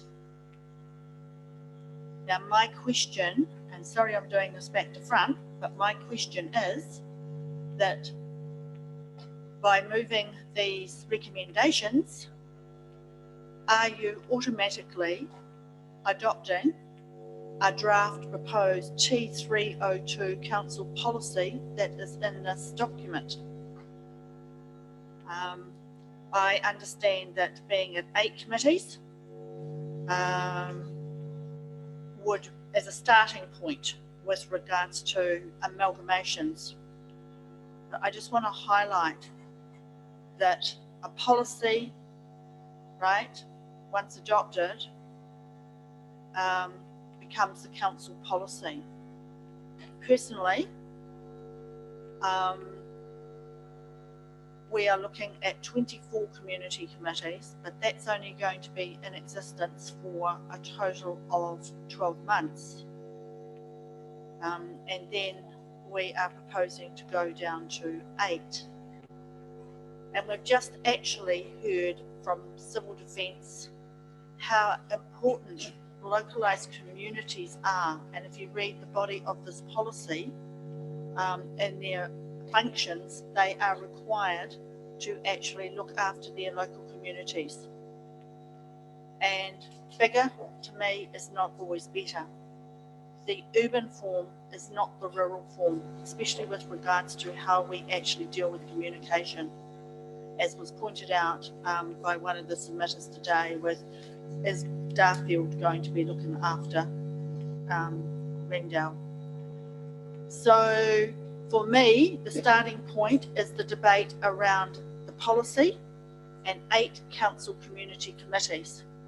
And I will be voting against the policy, A, because we put a policy in place and then we go out and consult. We consult first and then we come back with the policy. Thanks. Denise, you want to just clarify around the... Just in terms of the policy, and it may well be that there's something procedurally wrong in terms of, or incorrect in terms of that, but the report is seeking it being accepted as a draft only. And the reason a draft policy has been prepared was at the direct request of the committees. They have asked a number of times to outline to them what the proposal is that they are to be looking at. So that was a direct request from the committees to prepare it, but it is as a draft policy only, as a starting point for a conversation with those committees. And I just draw your attention to the fact that community response teams are not necessarily committees, although in some instances, some of the membership may be the same. Thank you. And I didn't say at the beginning because I just think we've heard a lot about community committees, but what we are discussing here isn't dissolving committees. We're actually talking about whether committees themselves should be committees of council. And if community groups want to set themselves up and still advocate for their facility and still run volunteer days to make things happen, then we'll look to work with that. This is saying, should those committees be committees of council? And the recommendation is here is that they move away from being there. So we're still wanting to support volunteering, we're still wanting to support community groups when they're set up, but there's a change as to how council engages with those rather than the direct under council's umbrella. There becomes a freedom for them to be able to act as they would like to, independently of council and for their community. Mark and then Jenny. Thank you. I'm generally happy with the report that's in front of us. I am council's representative on two committees, the Rolleston Reserve Management Committee, which actually put itself into recess for 12 months with the expectation that if it doesn't meet in that 12-month period, it would just ask to be disestablished. This accelerates its disestablishment by 6 months. But in the last 4 months, the committee has not met. There's been no request from any of the user groups to meet. So I think that staff are working directly with those sports clubs on the provision and planning for sports in this area, and that is working. I'm also very, very pleased to see in this report for both Rolleston Resident Association and the West Melton and Districts Resident Association, that's the correct title, it's not actually correct in the report, that the council work with establishing an agreement with them so that they can continue in their roles as incorporated societies, representing their communities and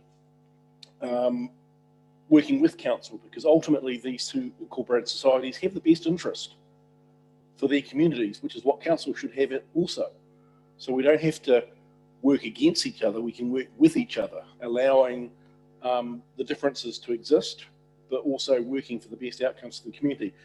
And on that part, I do have a look, when I look at the draft policy, the committees 6 and 8 look very similar to the Rolleston Resident Association and the West Melton Districts Resident Association that already exist as incorporated societies. And so that would be a concern I have with that policy, that this, we come back to wanting committees of council, but if there's an existing community structure that already works effectively, we shouldn't automatically replace it with a council committee just because we can.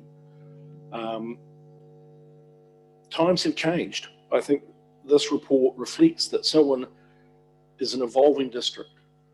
What was appropriate in 1989 when Selwyn District was created and earlier may not be appropriate today.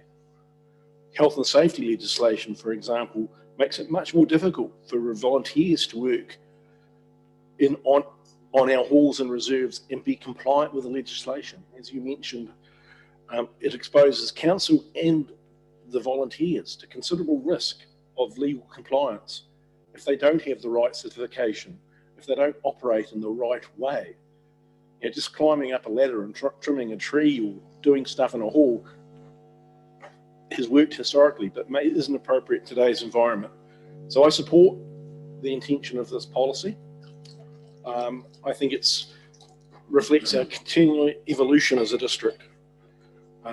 Historically, we were isolated townships where people didn't travel far from home. You played sport on your local reserve, you used your local community centre. But as we reflected when we passed the district-wide rating, that's no longer the reality in our district. And this is just the next evolution on that journey.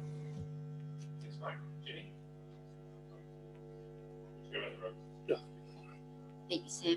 I do support this report and this policy.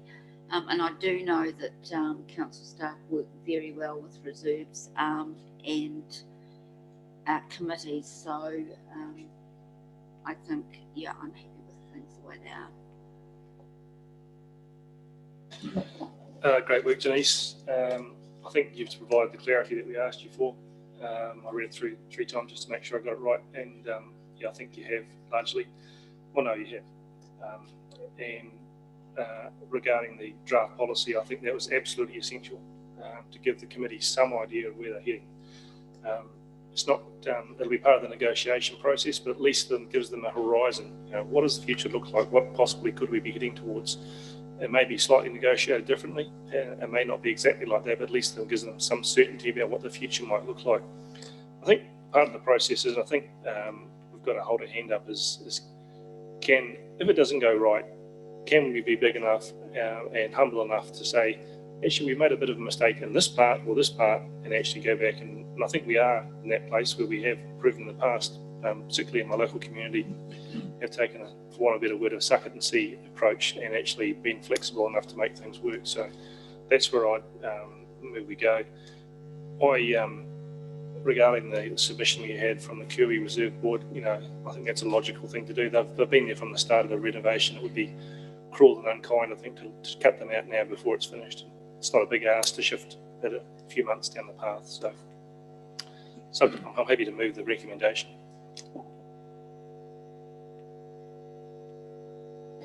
Kia ora, Denise, thank you very much. Last time this came here, I had all sorts of negative things to say, but actually I quite like this version. So thank you very much. I know you guys have been bouncing the hot potato around, trying to make it work. I do have a couple of questions, mainly around things. I've got a couple of questions on the draft policy, but on the main report with the recommendations.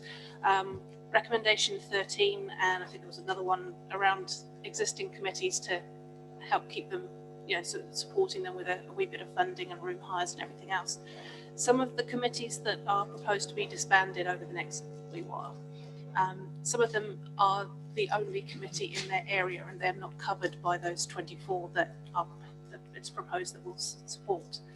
And I'm just wondering, I know that there have been some great workshops being run.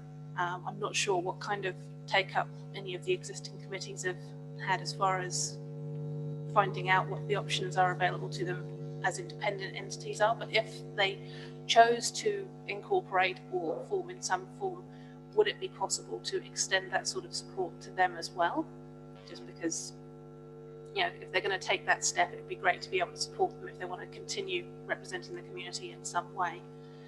And I guess some of the questions around the draft policy was, I do support there being more independent groups as opposed to committees of council. So the public forum from Lincoln residents today was, yeah, that's the sort of thing that I'm worried people struggle with a lot with us at the moment with our committees of council, because they're kind of like a little arm of us and they have to stay unbiased. But if there is nothing else to fill that void and we're busy trying to say, you know, we step away from the table, we can't, you know, we can't talk about it. Well, who else is going to do it?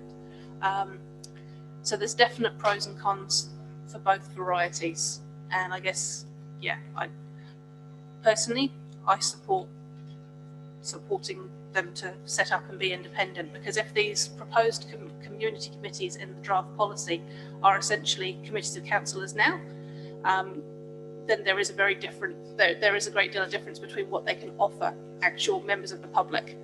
Some people obviously seem to thrive on the structure and having a discretionary fund or a say in one way or another, whereas others just want to know what's going on and be allowed to have an open and free and frank conversation about it. Thank you very much anyway. Could you second the report then, with that change that Grant suggested, Kiwi moving from 7 to 8? Grant, that's what you were suggesting when you moved it, yeah? Yeah.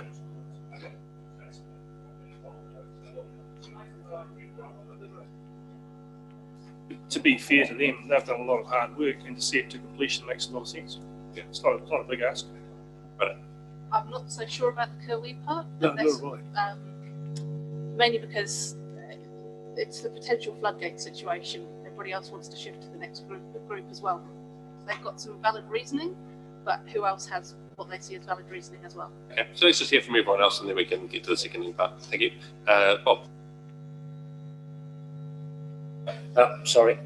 Yeah, thanks for the work.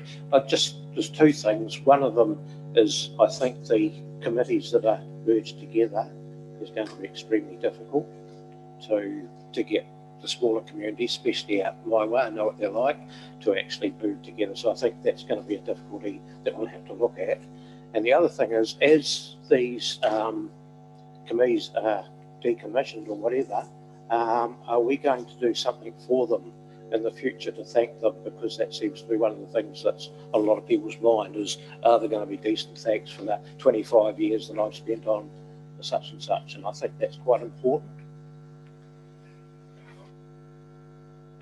And I don't know what Denise's view on that, but I think that should be something that we do in the same way we've done the Christmas function for community committees. There'll be a wrap up and a well done thanks type event for everyone that has contributed, because it would be a shame just to see that, you know, float into the wind.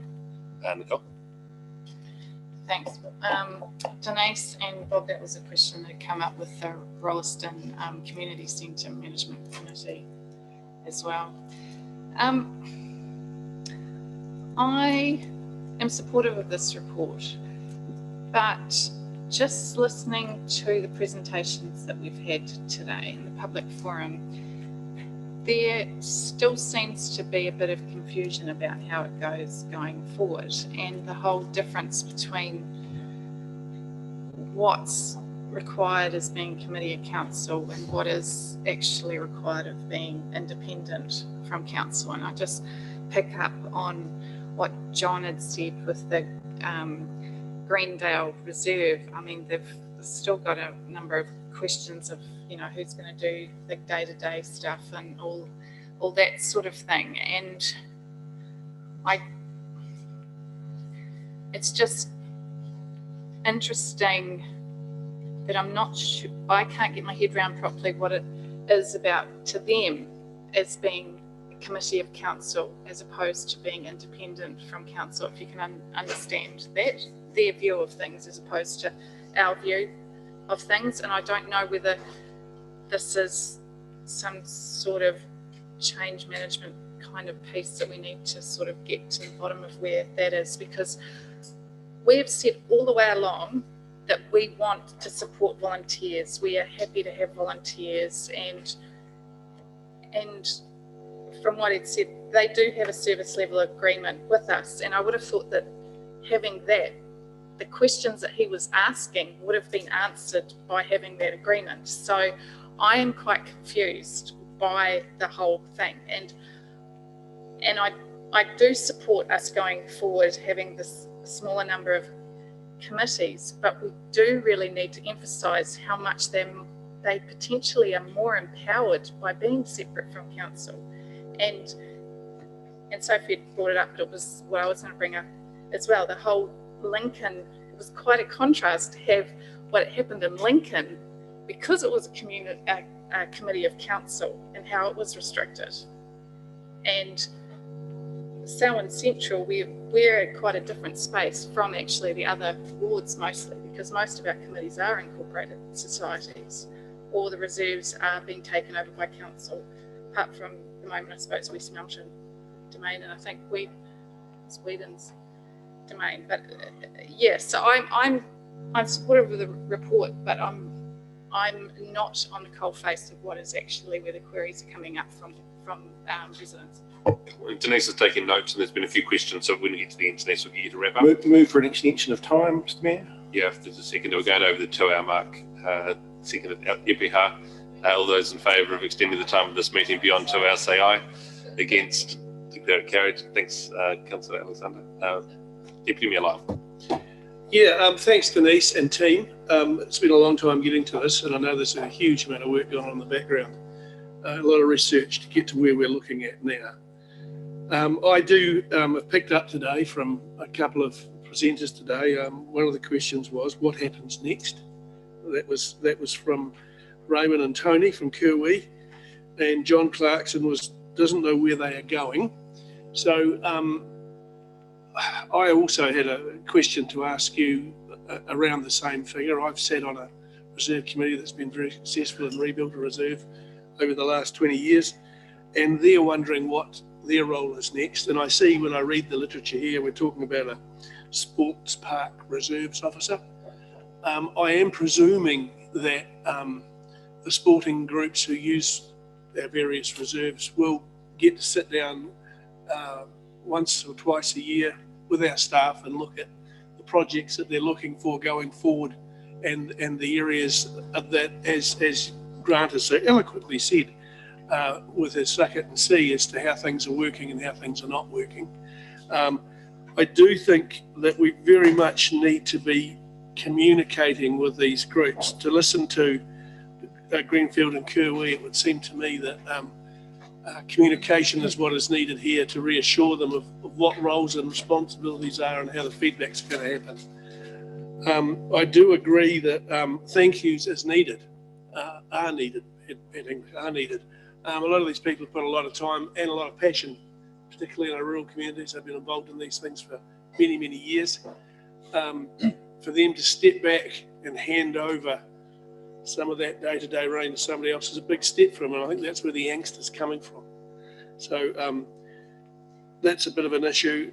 As far as Kirwee and their continuing to see their plan going through, they need a project manager agreed to after the end of June to carry on with what they're doing. I think it's as simple as that. If you've been hands-on running your reserve for years, the time is coming when you've got to step back and leave it to our staff. And you've got to have trust in the fact that our staff are professionals. They do use professionals, and they need to communicate to them that they will have another project manager to carry on managing this project to its fruition, and it's not the end of the world. So I don't support extending the timeframes. I think, as Councillor McInnes has said, that does open the floodgates for everybody else who wants to hold on to that parent control, I think there was one more point which I've completely lost now, but yeah, that's sort of my feelings around it, Denise. But we will get there. It's just a matter of communicating with people along the pathway how we do it, and as Councillor Mugford said, getting disparate groups of people who may have some parochial views in different communities to work together in larger committees. There's nothing worse than what I saw in 1989 when we amalgamated this council from 3 other ones. So I'm looking forward to it.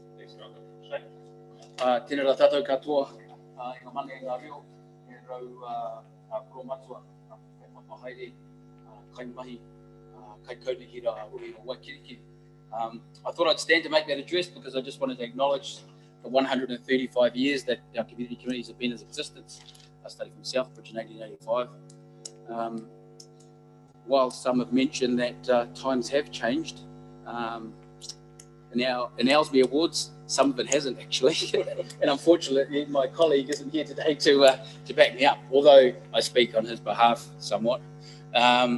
Yeah, so I guess the future has reached parts of our district, but I guess in some areas where it started, I believe, there's still some concern around the wording, the messaging, and the journey, and I think we spoke about that last time. So thank you, Denise, and your team for the effort and huge amount of mahi that's gone in to bring this report through. And be careful what you ask for, because this is what it's here today, for my opinion, and you've delivered. Now you mentioned you finished your kōrero with stake in the ground. I thought there was going to be a little bit more to it, but you finished with stake in the ground, and I think that's the feeling that's come back from some of the committees that I represent, and they've sent through emails on their understanding of the report and perhaps the messaging that's coming through. They're concerned at the stake in the ground approach, I suppose, and that's what I have asked for to come through. So that's something that, as a councillor, I need to be clear on my messaging back to the community committees. So there's 3 emails or 4 emails that have come through to me, and I'd like to attach those to the minutes of this meeting or wherever they need to go, Sam, so that we are more informed on our opinions or decisions moving forward. But generally speaking, one of them is from Rakai Huts about their isolation and how, as a small community, they band together to be heard, and they're digitally they're older, so and perhaps sometimes they're not as well connected. So bringing them along for that journey. It was interesting. The Farmer John email here from the chair from the Green Park Huts. He mentioned that as the Three Waters reform, then it almost seems like they're right through that sort of flowing down, that centralisation of everything. So it really is about their journey. I really wanted to acknowledge the contribution our volunteers have put in over the last 135 years, and that's why I stood up. I think that has to be at the forefront of our decision making. And on my journey so far as a councillor, it's been just that. And I've learned from all of you around this table and also my community to get to be where I am today. I think we need to be careful in the way that we message this. We need to be consulting without a preconceived outcome, although from what I've learned today, there needs to be a stake in the ground. But I just urge that stake is flexible at the end of the day, and that we do continue to work with our communities to be able to provide the level of input, knowledge, historical knowledge that we'll need to survive into the future as a community. Just as a matter of process, Southbridge Park on page 93, recommendation 7, we've just been speaking about the floodgates. Actually, Ellesmere, Southbridge Park is included in recommendation 7, and yet all other reserves that the Ellesmere Reserve Board have had involvement with are included in recommendation 8. So could you please look at that on behalf of the Ellesmere Board, Reserve Board, because they actually feel that the Southbridge Park comes into that.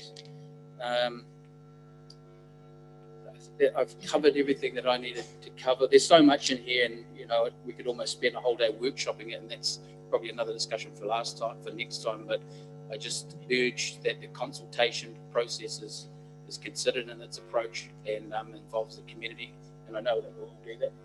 So I support.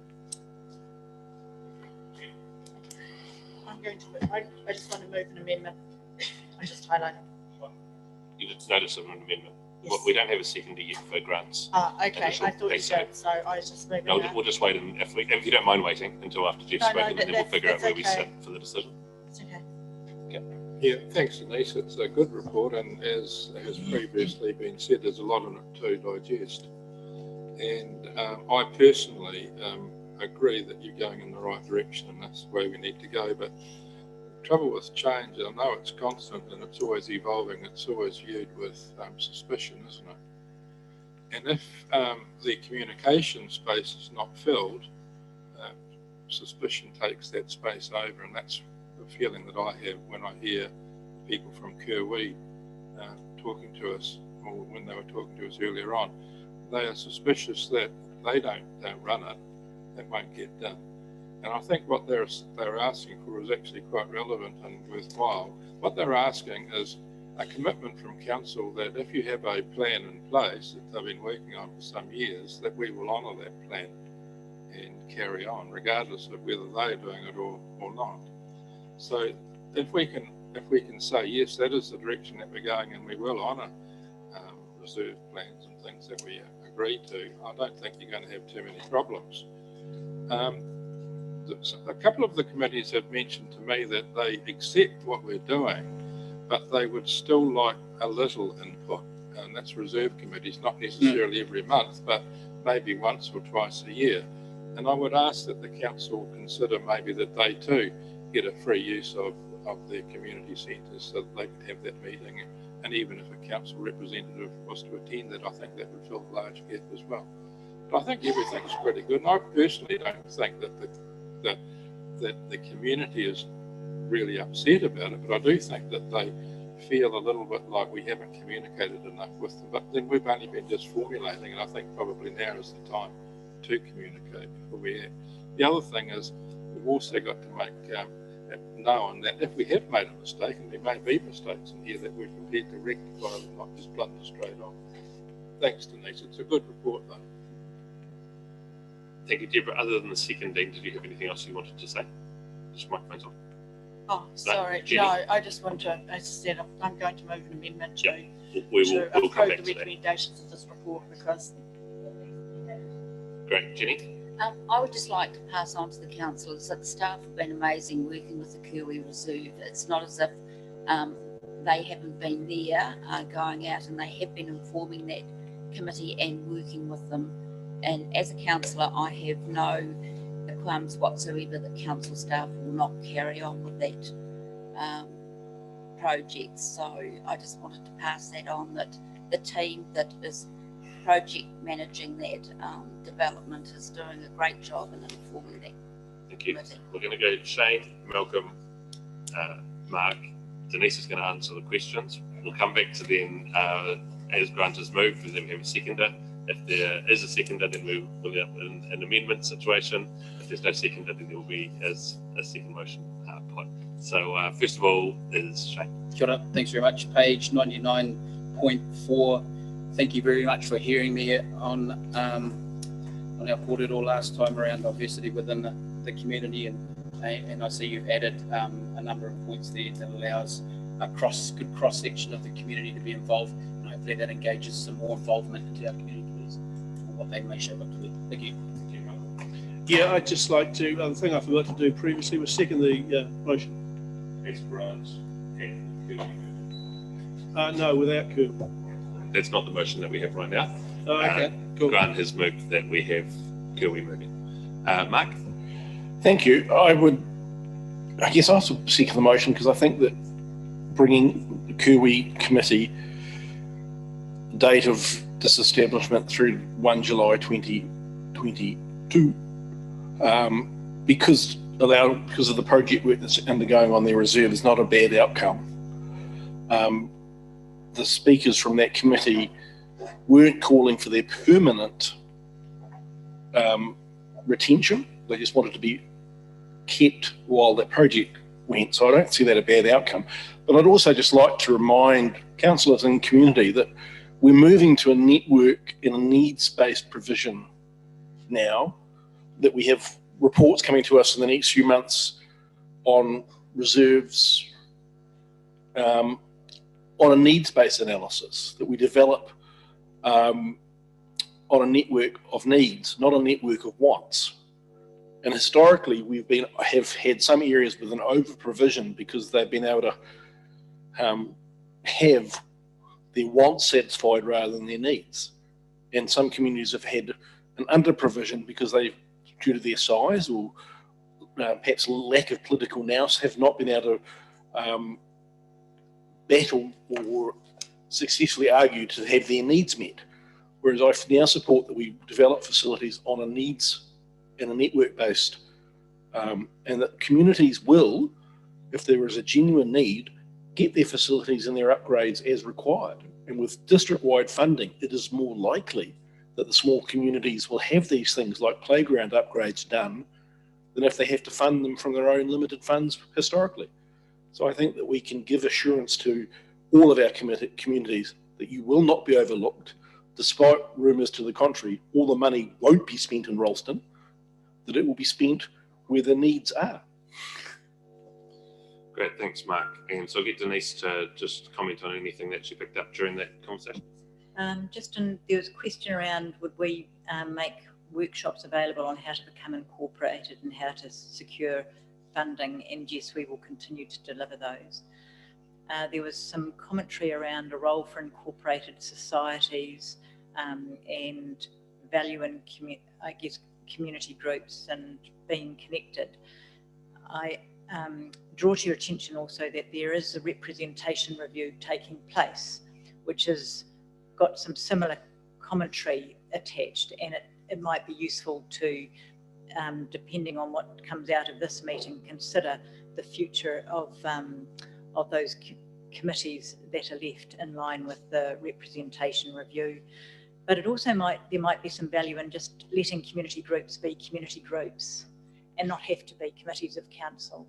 And I think the Lincoln example that we had today was a good example of a group of people coming together for a purpose. And that's great. That's community action at its finest.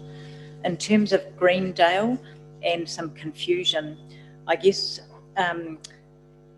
we have met with them on 2 occasions for a reasonably extensive periods to talk about the things that they are confused about. I guess I would suggest that there are some things that they will not change their position on is probably more accurate.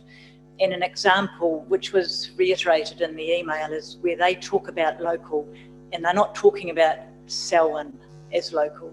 They're talking about people that live in a very particular area and location to Greendale getting a different level of access and paying different things than anyone else in Selwyn. And so that's not what the intent was in the discussion, and they weren't happy with it. And so I think sometimes their confusion is perhaps more around their reluctance to some of the decisions or the direction. But we have been confused, and I guess some of that has been about, we haven't gone, you're talking about some confusion. I guess we can't force ourselves to have conversations with groups. We offer ourselves to come and meet with groups and do so.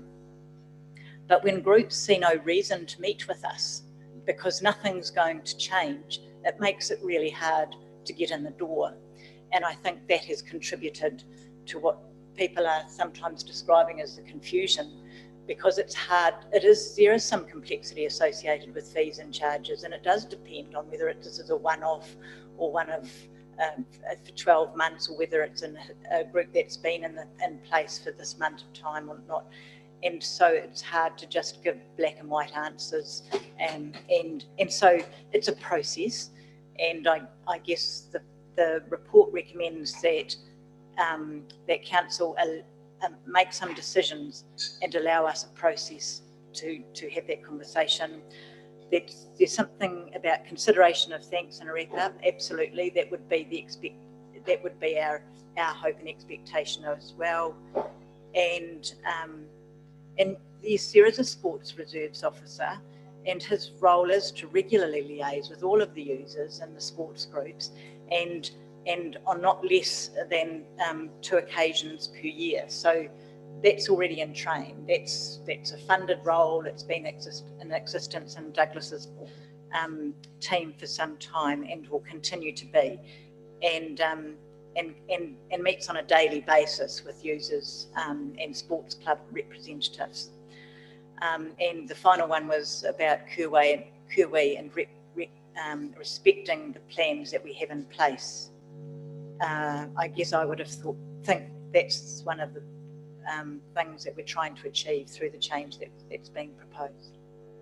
Thanks, Denise. So moved and seconded by Miller and Alexander that Kuwi drop from everything that's there except, so 1 through 13, except Kuwi moved from 7 to 8. And then an amendment to that moved by Deborah and Malcolm, which... Okay, so the recommendation that we've got is everything that's on your table in front of you, except with Kuwi shifting from 7 to 8, which gives them the delay they want. Deborah's got a notice of amendment, and you can place that now. To approve the recommendations of this report and request staff undertake consultation on the future of community committees. We're not talking reserve, we're not talking halls, we're talking community committees of council, and reporting back prior to adopting the draft proposed policy T302, because that is not in the recommendation at all. It's only the policy is a draft that is attached to the report for information. That's all it is. It may mention that we are going to do further consultation with communities, but nowhere can I find it tying through to the draft policy T103 that's here. So I want to make it quite clear in my amendment that that is what is being proposed here with regards to community committees and the future of those community committees and the amalgamation of those community committees. Because I'm really, really scared that you pass these recommendations and this policy will just go with the flow and turn up in the policy manual. And I'm going to move that and that. So basically, if you got it, to approve the recommendations of this report and request staff undertake consultation on the future of community committees of council, reporting back prior to adopting draft policy T302 as attached to this report. So, Deborah, that's 1 through 13. Leaving QE being moved is the original mover and seconder have suggested, but adding a 14, yes, that the draft be consulted on prior to approval. Definitely. Well, it's, if you can add it, as mine is quite clear, because in the recommendations, the options are to improve the recommendations of the report or to instruct staff to investigate an alternative approach with clear guidelines from council on the direction. No, So I'm happy for you to have the 14 in there. I'm just wondering, I want it to be clear so that what we're directing staff to do gives clarity rather than muddies the good water that we've just currently gone around the table and said that we support. To approve the recommendations of this report, so that's 1 to 13. Kiwis in, Kiwis out, that's... Hang on, what? Yeah. No, we're going to need some clarity before we get a second to what you're asking me at the meeting. And I think that we're going to need it on screen, so you're going to need to give your wording to Therese. But Deborah, is the essence of what you're saying that prior to the draft policy, that the draft policy be circulated community committees? for consultation? Yes. Prior to its approval in final form? Yeah. Yes. Yeah. Quite clearly. I imagine that would be our process anyway. So if it's just Well, capturing unless that. it's included in the recommendation and you have a clear recommendation, right? Anything can be included or interpreted.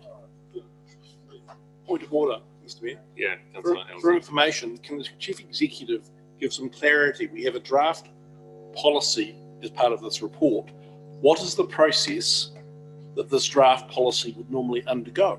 The draft, through you, Mr. Mayor, the process that this policy would normally follow, would it be subject to annual review in terms of practice, process and procedures going forward? And I got a question for Denise in terms of the draft policy is here, and that's as a result of the outcome of 1 through 13. And I wonder, how is Deborah's recommendation going to impact on the adoption of 1 through 13, in your opinion? What Mayor Sam said reflects what the policy intended, that when 1 to 13 are enacted, and if they are, then we're left with 24 committees with whom to consult on the draft policy going forward.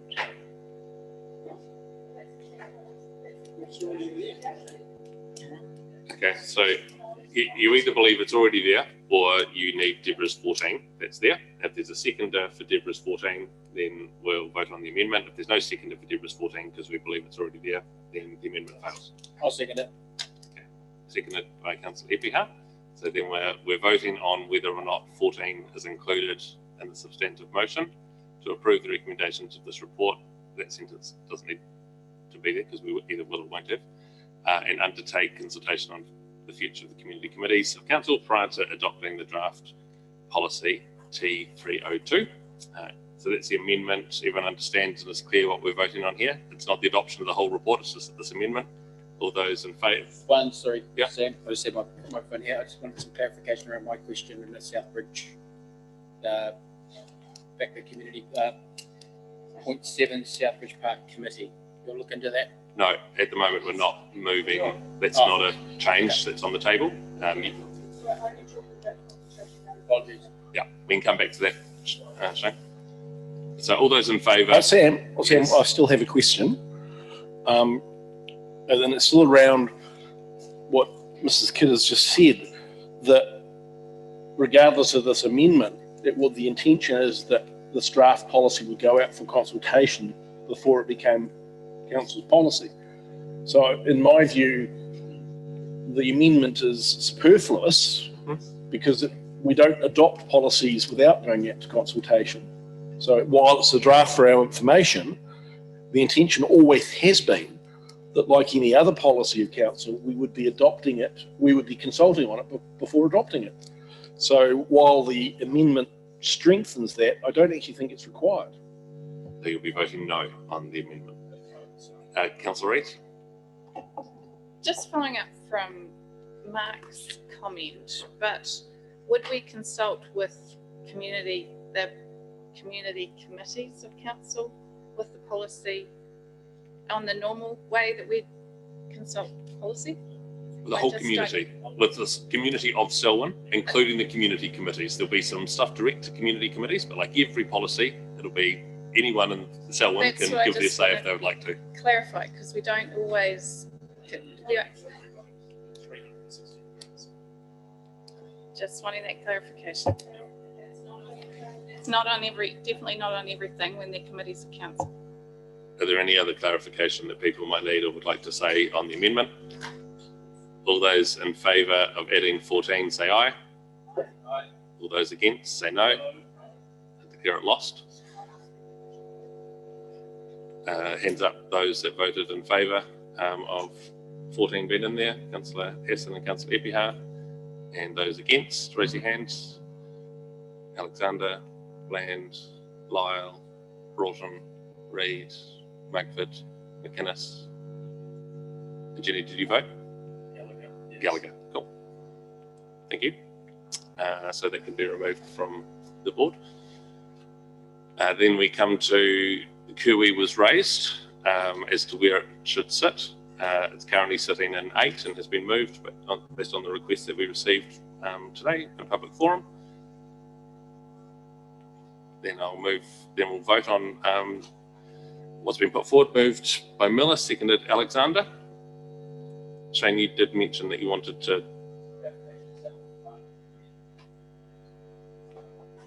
You've got in the next one down. You've also got, if you're going to, I don't quite like, you've got Ellesmere, Reserve, Leeston, and Osborne all in the same bailiwick as Southbridge. I would have thought if you were doing anything with Southbridge, you'd just move it to the same as the other 4 if that was an issue, just so you got a consistency of date. Denise, is there a reason why it sits separately? No, and it's, I mean, that's what we've all agreed to, and I'm blind in terms of the reserve situation. I've relied on the property group contribution. Okay. Councillor McInnes? So I was just wondering, sorry Shane, could you possibly explain what the relationship between them are? Like, do they have separate committees or are they actually served by the same group of people? Like, is there a reason why they need to be? But maybe the way it works is that those 3 committees, so 3 Southbridge, Leeston, Osborne Park, all operate, parks and reserves as we would know them. Ellesmere also have a group of farm assets and other recreational assets that they have a responsibility over due to the way the trustee, which is escaping me which one it is, allocates money to support them. So Ellesmere sort of does sit there with a need for this present time until we determine an appropriate way if we were going to remove that approach. So having them all under that same date makes sense. Okay, so it's recommendation. There's some information from staff around what we do. Is anyone going to move and second any changes from what Grant and Mark have? Well, as seconder, I'd be happy to have a consistency and therefore move Southwood Park from 7 to 8 if the mover is also happy. Grant, do you have a view on that? Local advice is always the best. Councillor Epiha has put it forward. I support it. Okay, so we've got Kiwi and Southbridge moving from 7 to 8.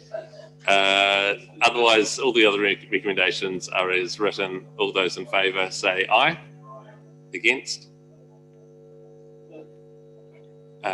Carried.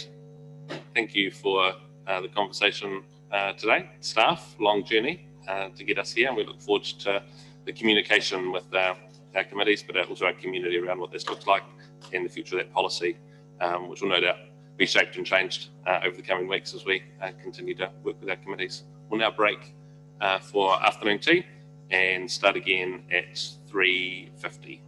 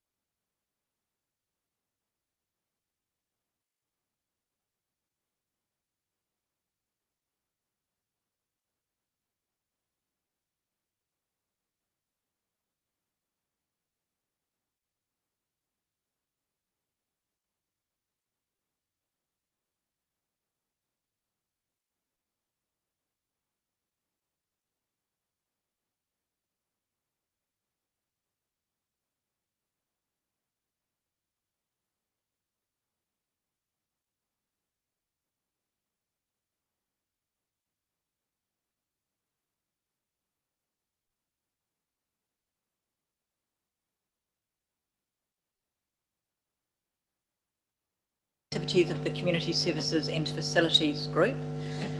And today we have a brief video presentation on the Selwyn Youth Council and the group that's working on the project called Mahi, featuring Susanna and Tabby. But before that, I'll ask James and Dave to provide you an update on the first month of Selwyn Sports Centre opening. And just while James and Dave come up, I just want to draw your attention to the fact that this is the last week of nominations for Selwyn Awards. So please consider nominating those groups, organisations or individuals that you think are doing great work in Selwyn. Thanks, James.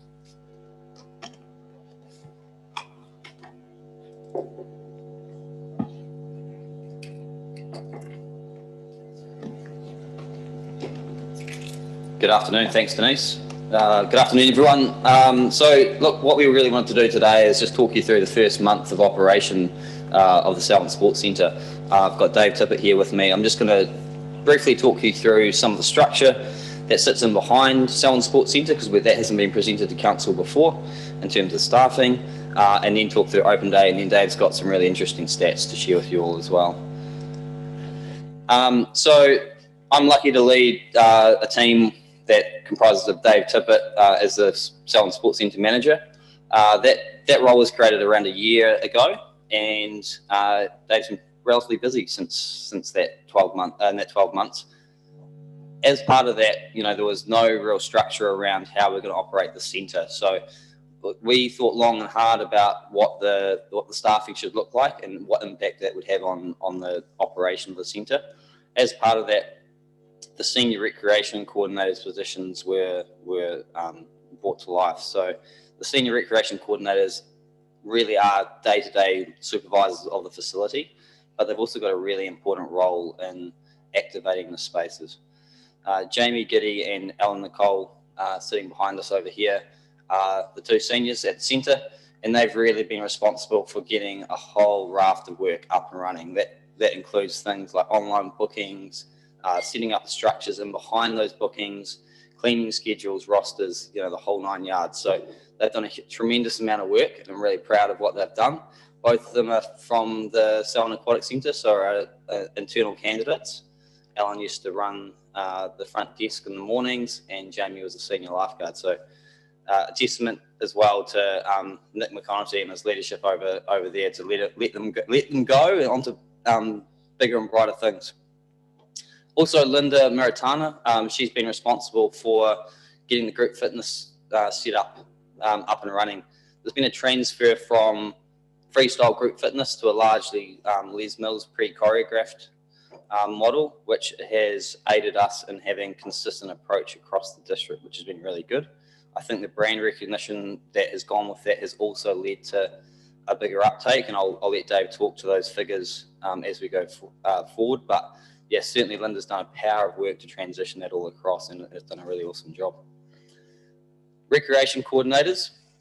So Dave and I got really lucky as part of the recruitment round. So we went out for recruitment about 6 months, I think, after lockdown, and there was lots of people looking for work, and we had really an embarrassment of riches. So we've got a tremendous team of recreation coordinators.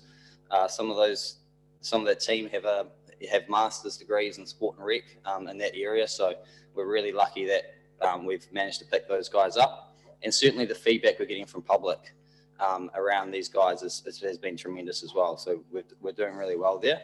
And finally, group fitness instructors. We've got multiple district-wide, and they've done a power of work, obviously, like I said before, around transitioning from that freestyle group fitness model into Les Mills.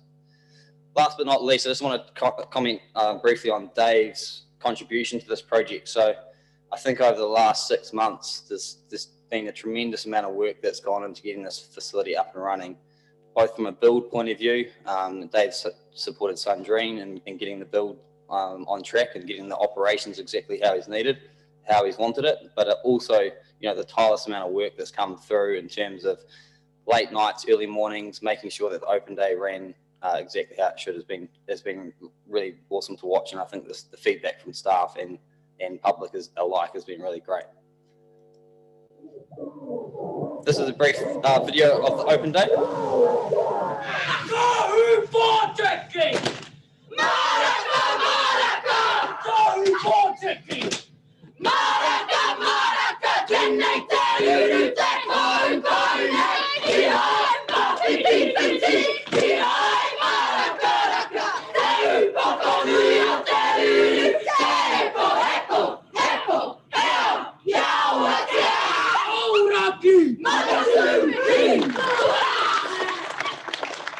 Seven years ago, a man called John Reid sat in front of our council and asked us to think about building something that focused on participation, something that was bigger than just a cool building that was a landmark. And for the past year, we've watched this building rise, and today we get to enter it and enjoy. John Reid oversaw the project. He managed the build. Without him, we wouldn't be at the opening of this facility today. And sadly, John passed away late last year. But I'm very pleased to see that my former player and friend, John Reid, being recognised and having his name associated with this facility. This community facility will go a long way to help everyone enjoy their sporting passion. John's involvement with local council and sport is well known, and today this is a proud moment for the Reid family. And so congratulations on developing and completing this wonderful community sports centre. We declare this building officially open.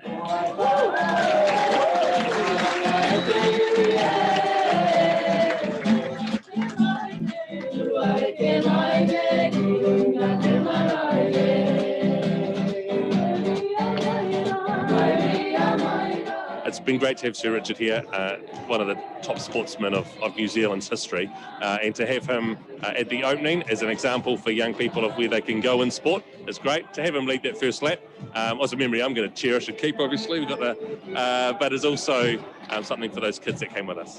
Great to see like too many lining up wanting to be here as well. Obviously the community's seen this rise over the last 18 months and it's taken a lot longer than that to plan and budget for, obviously, but you can see behind all the kids that are excited to play, and that's what this building's all about. There's no point building something that's going to remain empty, so yeah, it's great. And buildings like this need a whole team of people with a range of expertise to make them a reality, but those people need a leader and a visionary, and John Reid was the person for this building. I was thinking what John would have thought about this building and seen the use now. Really exciting to see the use that kids are currently coming to fulfil a vision that he had 7 or 8 years ago when he first sat in front of council to sell this to us and to ask us to fund.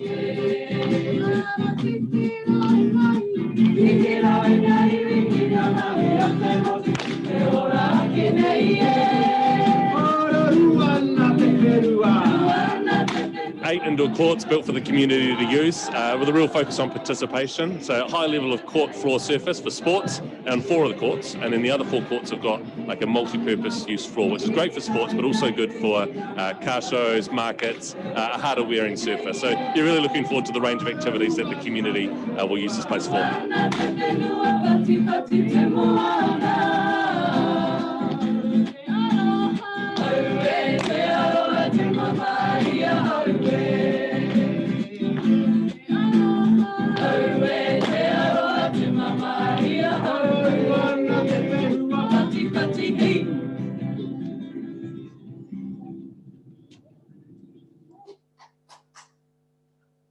So on the day we raised over $4,403 for the Helping Foundation, which is a great success.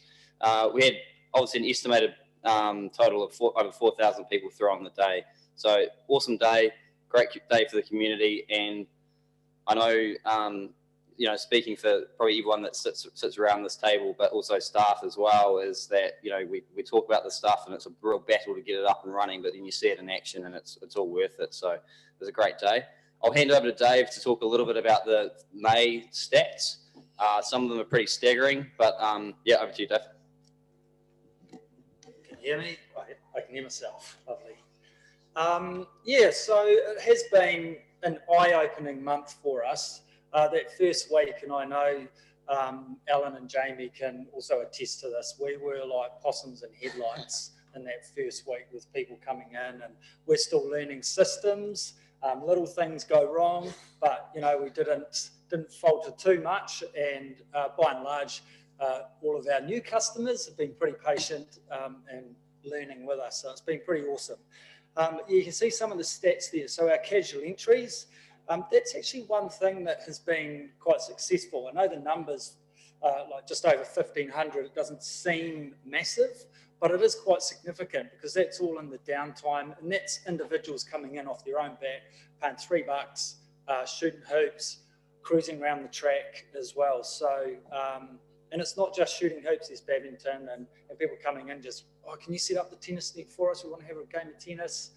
So it's just awesome that people want to use the facility for what they want to use it for.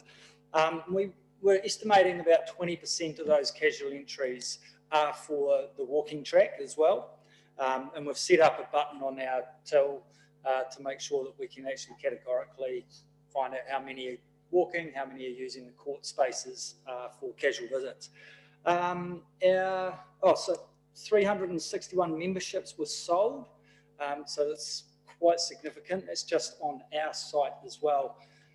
So last month, so the month of April, 185 memberships were sold across all 3 sites. So LEC, Rolleston Community Centre and West Melton, and 361 memberships were sold at the Selwyn Sports Centre alone.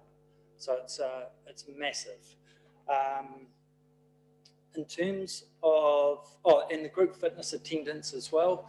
So 3,500 attendances or participations month.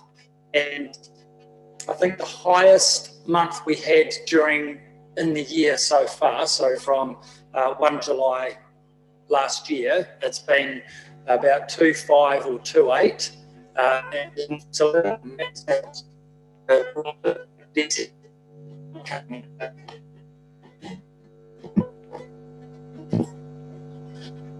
and so we've nearly had 1,000 more in that 1 month as well. Our total visits nearly 36,500 people.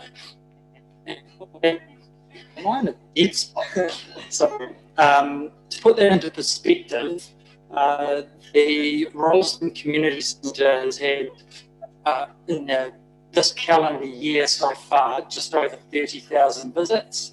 The Lincoln Event Centre has had just over 66,000 visits from January through to the end of May. And the Selwyn Sports Centre, I'm not discrediting at all what the other centres are doing, because they also do an amazing job and they are also really busy. But 36,500 visits in 1 month, that's why we were possums and headlights in that first week. Yep. So it's just a quick graph and a quick visual. Those spikes, the big high spikes, that's every Saturday in May. And that's netball, and that's between 2,500, 2,800 people coming and going all day. So that is hugely busy. Then it drops down to the Sunday. And also of note, our quietest day was busier than Lincoln Event Centre's busiest day in the month of May as well. So again, I'm just trying to put things into perspective for you about the busyness and the pressure that the staff at the Sports Centre are under on a day-to-day basis. And then you can see it just shoots back up again to a Monday, and it just falls off towards the end of the week. Monday is our craziest day in the evening as well, because we've got there's netball, there's basketball happening, there's badminton, there's floorball, we have a Zumba on the court as well, and there's all this changeover going on that the team are managing. So yeah, that's just a good kind of graphic on how our week goes. Just a nice wee pic. We've had some professional photos taken to help us with advertising as well throughout the course of the year. And this is just an indication of the life stages that we're trying to get into the centre. We've got mini gyms, so we have babies coming in and participating, and we have moving up, we have primary school kids coming in for their sport after school. We have high school students coming in casually playing. We have young adults participating in group fitness, and we have older adults participating in group fitness to the age of 93. That guy used to go to the Rolleston Community Centre, and he's been in to see us as well with his old spin class. And we do have to get a doctor's certificate from him each month before he jumps on those bikes. So some good news just from the user groups as well. So netball, they've got 53 junior teams and then another 48 teams on top of that. So various grades, including Premier 1, Premier 2, all playing indoors for the first time. There's a social netball league that's about to start up. It hasn't yet, and 11 teams are already registered. So that's brand new participations coming into the centre. Selwyn Sports Trust, their winter sports program that runs for 6 weeks, giving kids a go at sport that they wouldn't normally play. So that's 2,500 kids registered for that, and that's inside and outside on Foster Park. Floorball, didn't have a club out here. They've started a club called the Selwyn Stars. They've gone from 0 members to 42 junior and 20 adult members. Badminton, with floorball, oh no, that's pickleball, sorry, I'm getting mixed up. Badminton, getting close to 40 people on those nights. So that's more than the courts can cater to. 32 people can play badminton at once. Volleyball, so next week we have our first social volleyball league starting up as well. Limit of 18 teams, 15 have already registered, and I spoke with the guy this week and he said he expects that to completely sell out, and there's a whole heap of individuals as well that aren't even in teams, so he's just going to slam those guys into a team. So essentially it's 16 teams with a week to go. Futsal, so for them it has been largely kind of business as usual, but they just haven't had to spread around all of the different gyms. Knowing that the sports centre was starting up, or opening up, they created a Friday night development opportunity for people at West Melton, knowing that they would be moving to the sports centre when we opened. So they started off with 11 kids in that, and they're now 24 at the Selwyn Sports Centre. So hopefully that just continues to grow. Basketball, 47 teams in term 1, spread across multiple facilities to now 71 teams at the Selwyn Sports Centre. Admittedly, they have reduced the team size and the playing format from a kind of 5-a-side game to a 3-on-3 half court, so they can fit actually more kids playing, and it's a great move, and it's in line with Basketball New Zealand and what Sport New Zealand are doing as well. Essentially, kids get more time with the ball in their hands and passing and shooting, as opposed to 1 or 2 dominant kids running up and down the courts. So that's an absolute bonus. For basketball, we can host Canterbury Basketball Association tournaments, so South Island Secondary School Basketball is coming. Hoops, which is for the younger kids. So we did have 3 courts, one at LEC, one at the Rolleston, one at West Melton. So they're still in action, except for Rolleston. We now have 2 going at Selwyn Sports Centre. So we're still trying to keep those programs in the communities for parents as well. Pickleball, essentially gone from 0. Guys came up from Ashburton because it's massive down there. That's how passionate they are. Came from Ashburton to Selwyn to help us establish it and run it. We've got a guy in Lincoln who now comes over and he's helping us run that for us as well, $5 a night. Again, they've had up to 40 people come in one night when that sport or game didn't even exist in the Selwyn district. So it's awesome. Room bookings, so not the court spaces. So that's starting to pick up. So sports are having board meetings in there. There's a speech and anxiety group. There's business networking that's happening, and a player from the Tactics is coming along to speak with those businesses. And I guess you have the correlation between high performance sport and business. There's some pretty direct correlations there. The Selwyn Netball are hosting a session with their clubs with with the tactics as well in one of the rooms. Council are taking up some of the spaces as well for meetings, interviews. Had flu jabs down there today, so seen a few staff coming in, which is awesome. In terms of events, pro wrestling haven't signed on the dotted line yet, but hopefully they will. We just had a massive Sunday. I was out of district, thank goodness. Thanks, Alan and Jamie, for your hard work. We had a really busy weekend on Queen's birthday weekend. So we had a South Island floorball tournament, the most teams they've ever had registered. I think there's about 16 teams from around the South Island. Had a church sports event as well in there all day Monday, that was. And the car park was full and that was heaving. Yeah, so Sports House. So 2 desks have gone to the Selwyn Sports Trust, 2 for Selwyn United Football, and I've just given James another agreement for Selwyn Hawks Basketball Club. So these clubs are paying $2,300 for a desk in our Sports House. That's for 1 year, and they have first right of refusal, and that includes their power, their data, copying, scanning, come into the staff room, have a cup of tea, but more importantly, they get to collaborate with each other. And we're hoping to work with the Ellesmere Rugby Sub-Union as well, so they may have 1 or 2 desks and jump on in there as well. So it's really cool to have some different spaces in and around the centre.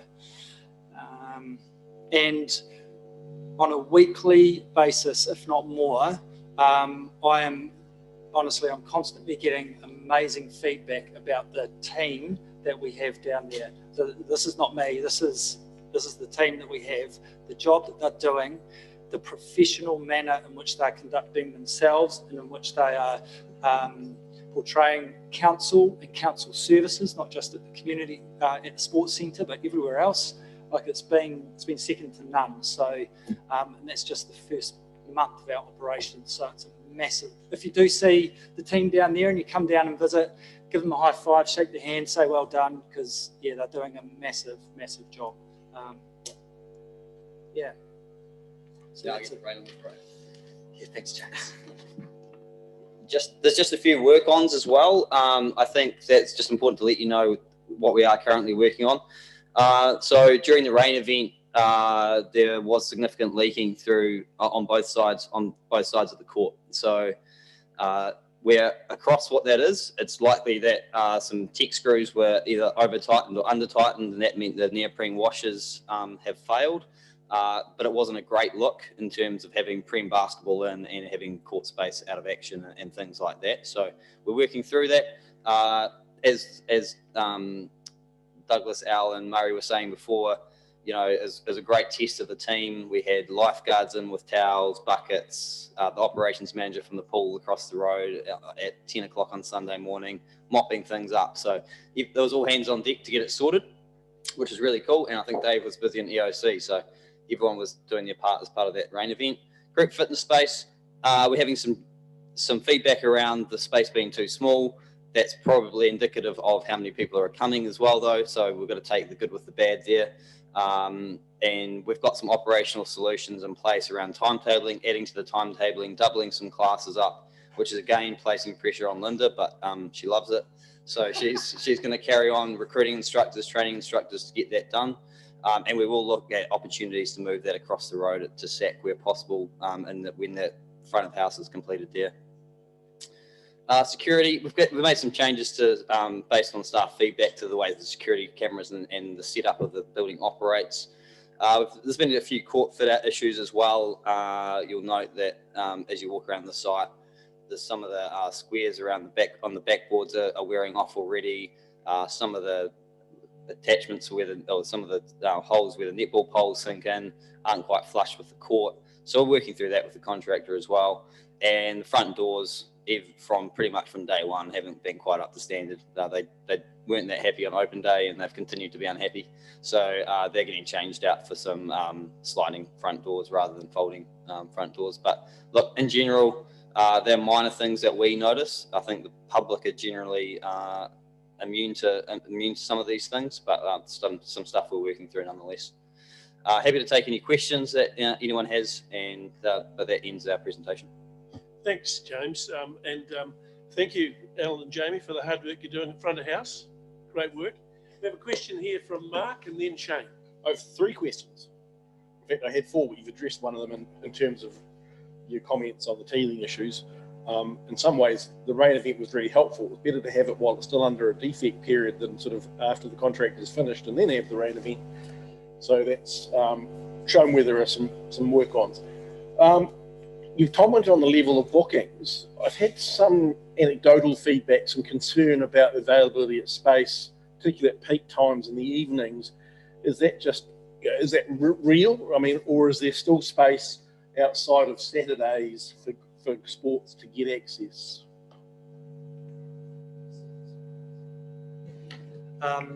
So, yeah, that is real. Like Monday nights, if anyone wants to book on a Monday night, forget it. As we go through the week, from Monday to Friday, it does get a wee bit quieter. We have made a conscious decision on just to keep one night a little bit free so that we can respond and move to kind of community wants and needs around different activities. Because if we completely book the space up, we can't do anything ourselves. So it's been quite important being able to give ourselves a little bit of flexibility on one night in the week. Thank you. And my final question, it reflects a request that was made of me this morning around the walking track charges. It was an older couple who were requesting whether there was an ability to have some sort of discounted use, because they noted as a couple, and they are a couple who I know do a lot of walking for their own personal fitness, but if they walk at the event, the sports centre several times a week, that's $6 for the couple. That starts to add up, and when you're on the fixed income, it starts to get difficult. You know, they view it as a great opportunity to keep their fitness up, but it's just the cost. So based on some conversations, probably with similar people or the same people that you've had a conversation with, I did actually ask them the question what they thought the charge would be, and they suggested a gold coin. Jamie and Alan have looked into what a casual concession rate would be. I know that sounds a bit like an oxymoron, but what if you bought essentially a walking track 10 concession, what that would be, and it brings the cost down to $2 per person for a gold card entry. So that's something we'll be looking at trialing very soon. That's gold card or just across the board? No, across the board, but the pricing was slightly different. So I think it brings the cost from $3 down a little bit, but for the gold card entry, it'll be $2. Yeah. Okay, Shane. Kia ora, thank you, Mr. Chair. Yep, kia ora team, thanks very much for your presentation. Amazing job, well done to the staff. It's really good to see the innovation in sport and the new sports that are coming through. There's a few that I hadn't heard of before, and I'll sort of pick up all this now, but floorball I probably haven't heard of, and I think that's really in keeping with Johnny Freed's vision. It's still quite moving to see that video actually, so yeah, well done. Really commend you on your efforts. Understanding the capacity issues and the just the amount of people coming through, the numbers coming through. I guess we're starting to forecast that now and understanding staff volumes. Where do you see that going? Like, how far before we need some more room by the sound of it? And obviously, staff is continuously being employed, and the majority of that, obviously, for the weekends, we've got 10,000 of those numbers coming through on the Saturday and the Sunday sort of thing. So just averaging that out. I don't need to know how that works, but it's good to sort of understand the vision moving forward and how we forecast for that growth, and whether we need to build another one on the back of it soon. But obviously the work-ons, they'll be coming through to audit and risk. Do they need to CEO at some point? Will they flow on through so we understand? Yeah, we'll certainly report back on some of the outcomes of that. I think the majority of things will be sorted relatively quickly within the build contract, but it'll be part of our reporting. Yeah, thank you. And just that $3, so $3 and that gives you a free run, does it, of the facility, or is it just for the walking space? That's casual entry to shoot hoops, play shoot netball, walk around the track, whatever. Yeah, fantastic. Good job. Thank you. Thanks, Dave. Okay, Sophie. Kia ora team, thank you very much, ladies. I've never heard of pickleball before. I had to go Google that. Looks quite interesting. Congratulations, it's awesome. Open day was massive. I got pegged by a couple of friends that day saying, why is the queue to get in so long? They need to be you know, letting people in far quicker. Like, I don't think you realise how many people are already in this building. But yeah, so I love the idea of the sports house, with the desks and everything else. That's just fantastic. I mean, I know most community groups would love somewhere like that, but you know, for a sports focus, that's just awesome. Love it. And random question that I've been asked a few times is, will and forgive me, I haven't actually been there for a wee while, so it may have already happened, I don't know. Is the wee kitchen ever going to be a coffee shop? Because you've obviously got plenty of people coming through. It seems like a dumb opportunity to not.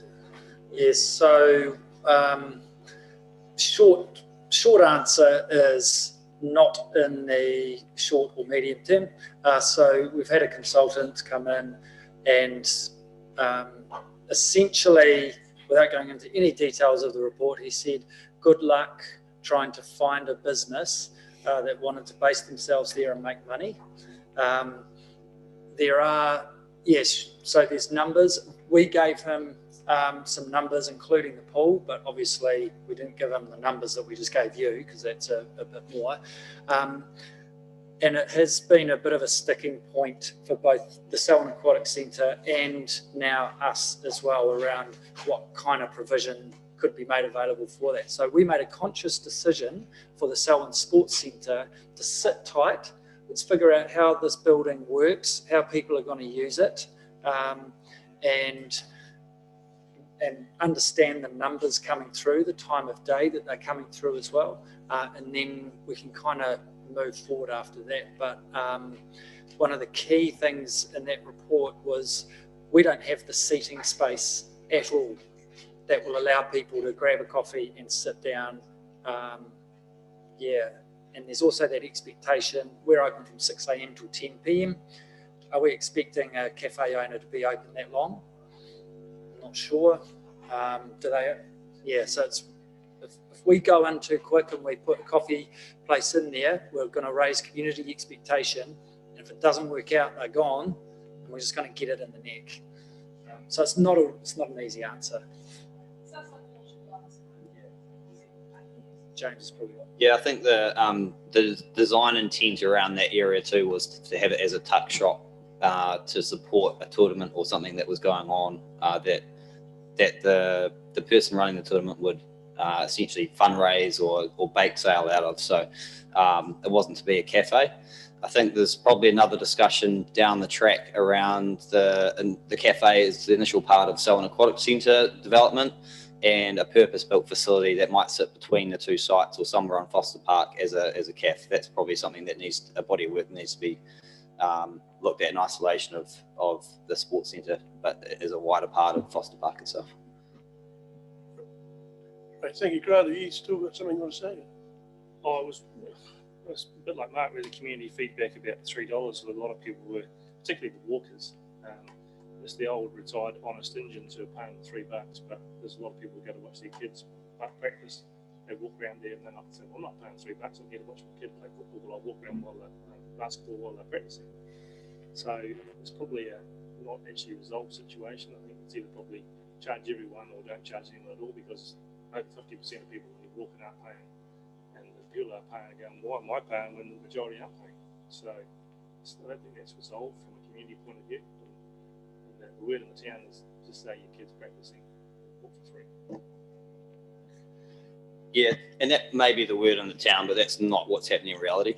I can assure you that that's not what's happening. Like, a handful of people will be doing that for sure.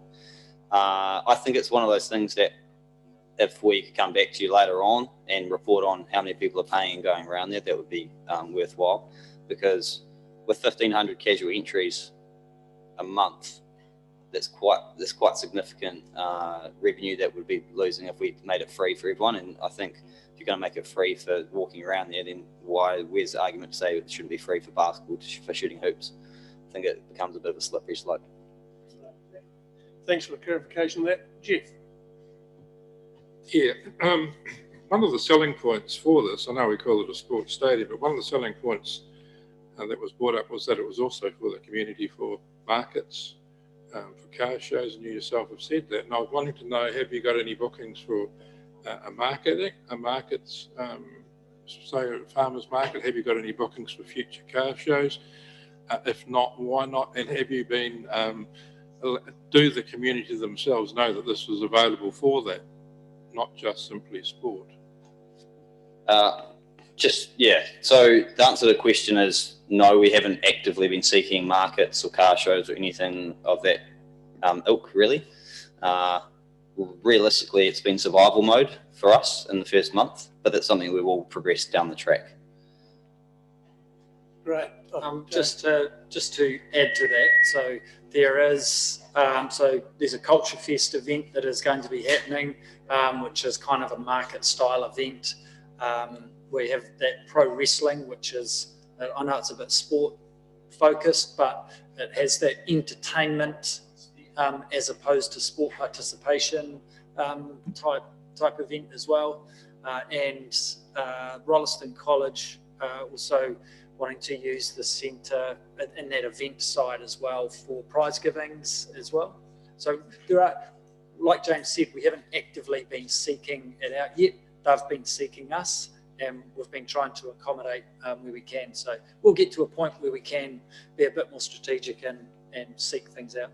Are there available weekends in the future that you could have, say, a car show? Yep, I'm sure there will be. If you like Sundays and summer, then a car show is absolutely possible. But at the moment, netball are in there on a Saturday all day. It will be your intention to keep that in mind, so that it's not just solely a sports centre, because that's not how it was proposed. Absolutely. Great, thanks for that clarification, and thanks for an excellent report. The figures are stunning for where you've got to, and congratulations to all the staff and the way you put it together. The opening was a fantastic event, and your possum in the headlights comment I could take on board. And I just thought with the roof leaking we had another aquatic centre. So moving on from that, is that the end of your report, Denise? Yes, I suggest that we defer the Youth Council presentation to the next month's report. Actually, just while James is here, and Malcolm's mentioned the aquatic centre, can we just have a quick update on the aquatic centre? Can we do that next time? We're getting a bit short of another item to do yet, and we're getting a bit short on daytime. So we'll bring that forward in another report on the aquatic centre. So now I have Water Services. Murray.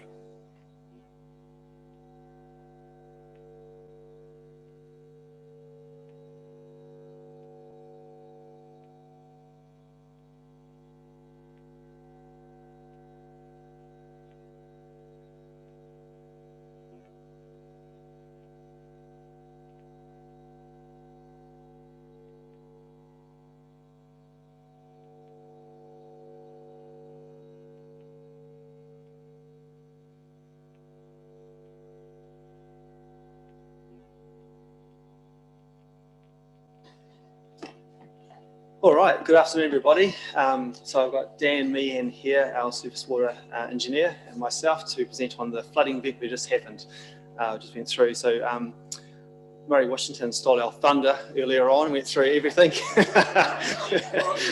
So that's that, isn't it? So just racing through it, and we'll go through it reasonably quickly because I know time is ticking on. Alert warnings, just to say that we actually had a bit of a reasonable warning to this event. It wasn't out of the blue, it didn't come as a surprise. And could get our stormwater systems pre-checked, all the critical points, and also shut down the water races prior to the main heavy rainfall event.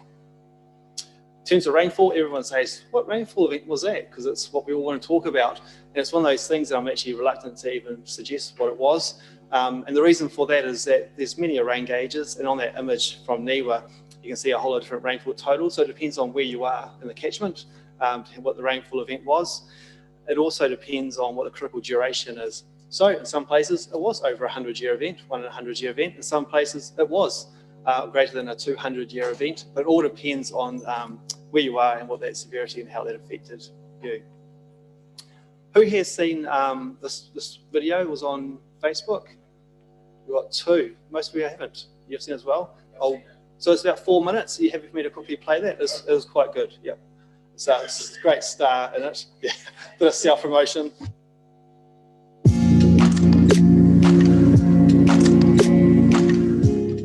So the Selwyn District Council has 27 water supplies across its district. Through this rainfall event, the majority of these supplies function without any operational issues. And those supplies supply water to the majority of our ratepayers here in Selwyn. There was, however, 8 supplies which had some issues through the rainfall event, and these were Arthur's Pass, Castle Hill, Springfield, Dalthorpe, Hartley's Road, the Horata, and the Akron water supplies. There were 3 main issues that affected these supplies. The first one was accessibility. So with road closures, our staff weren't able to attend the sites for their regular calibration and verification of the treatment systems. There's also high turbidity, that's particles, suspended solids in the water that affected our treatment processes.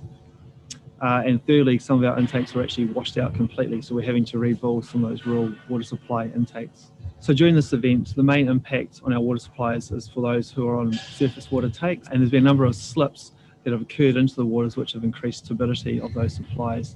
So it's that high turbidity, the particles in the water, that have made our treatment processes less effective, and for that reason we can't guarantee safe drinking water from those supplies. So out of our river takes, the Springfield supply has been the hardest affected. So we had a concentration of rainfall in that catchment, and there's been a number of large slips that have occurred along the river edge. And so it's the high turbidity again that's affected it. So the loading rate of the turbidity on our filters and the bypass of those filters has meant that the UV treatment and chlorine is not effective. And it's for that reason we've issued the do not drink notice. As the roads become open, our water sampling staff can get around and sample all the reticulation to confirm that there's no contamination in the network. For a lot of our supplies, the turbidity levels have dropped down significantly over the last couple of days, and so we are starting those treatment plants back up again. But for the Springfield supply, it's likely that the turbidity levels will be high for a period of a week or 2 until it comes down. For a boil water notice to be removed, we need at least 3 days of clear samples. And so, as I mentioned before, once the roads are open, we can get our sampling staff around the network, take water quality samples, and we need 3 days of clear samples before we can remove that boil water notice. So people would have noticed that our water race is flying high over this rainfall event. Just before the event though, our contractors switched off the main intakes to all our water race networks to allow more capacity in those channels, and those water race inlets are still shut off at the moment. And so any water you see there is actually the flood waters being drained. A number of intakes have sustained damage, with intakes being washed away and our fish screens being damaged by debris and rock falls as well. So our contractor Cyclone's out there at the moment with their subcontractors realigning rivers to direct the rivers back into our intakes. We've also had structures damaged, and Cyclone again are there fixing up siphons and re-establishing access tracks. It's going to be a long job. Recovery will take some time. And I think it's also important just to recognise the staff, the contractors and the subcontractors who have been out throughout this whole event, sacrificing their own personal time and time with family to restore these services to our ratepayers. We've had a staff on the ground throughout the rainfall event. We've had to chop our staff into some of our remote areas like Castle Hill and Arthur's Pass to work on the treatment plants and do that critical maintenance that's required. So the Akron water supply has had some significant scouring by the river, something that we've never seen before in this location. And so it's not just the intake that's all been blocked up with debris, but the pipelines have been exposed and in places have been broken. And so our contractors are on site at the moment to re-establish that pipe network and get the flow moving again. So for our rural supplies which have had boil notices or precautionary boil notices, a big part of the recovery now is to get the treatment plant up and running again, and then to flush all those lines to ensure that any contamination or poor water quality is removed before we can remove those boil water notices. There have been slips within rural farmland, and so finding those faults is a focus for our staff, because given the extent of the network, it's going to take some time to find all of those, isolate them and repair them.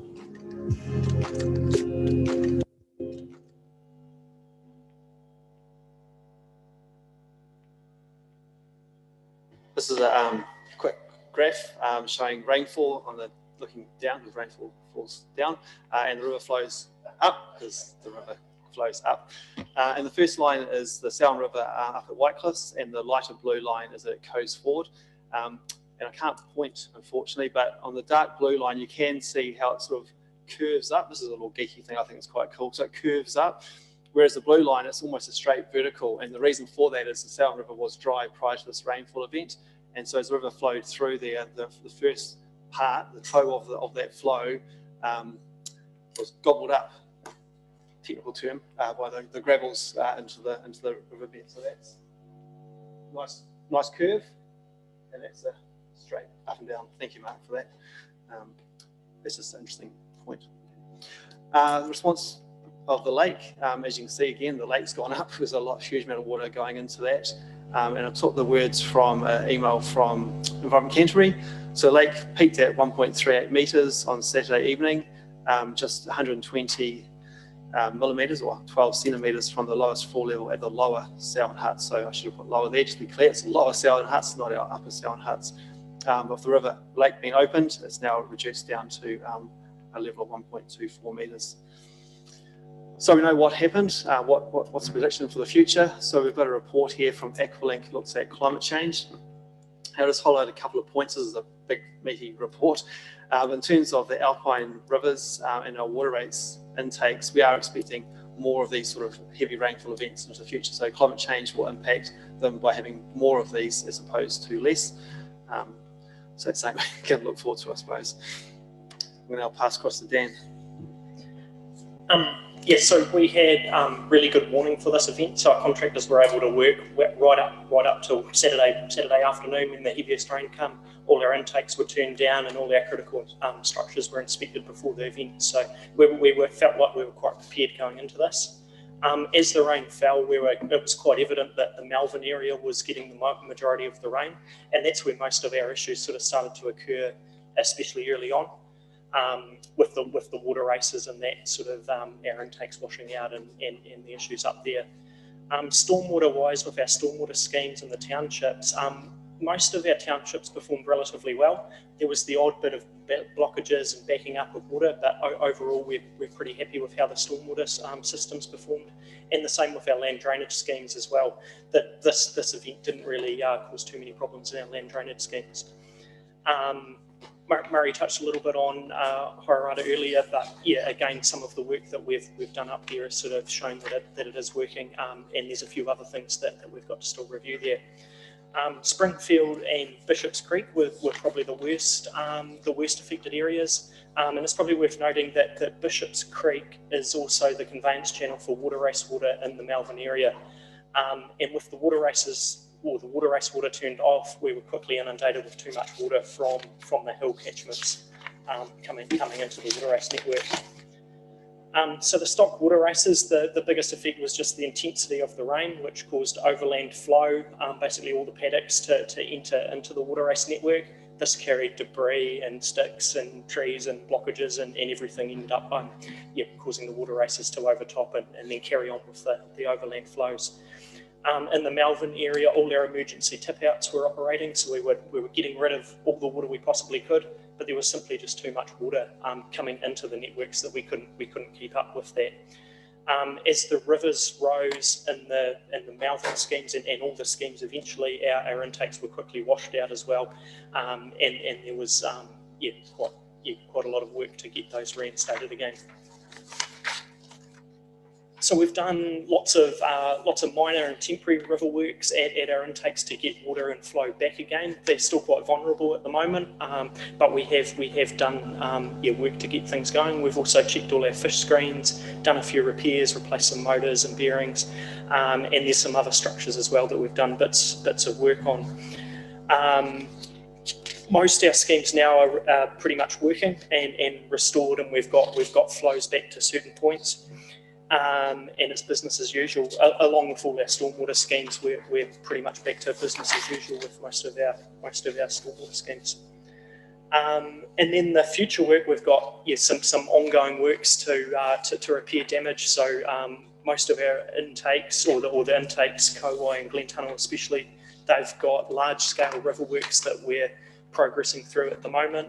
The Waimakariri intake had a large washout which affected one of our structures, which we're also repairing, and then a few other structures around through the scheme network that suffered damage, which we're having to assess and do our repairs on.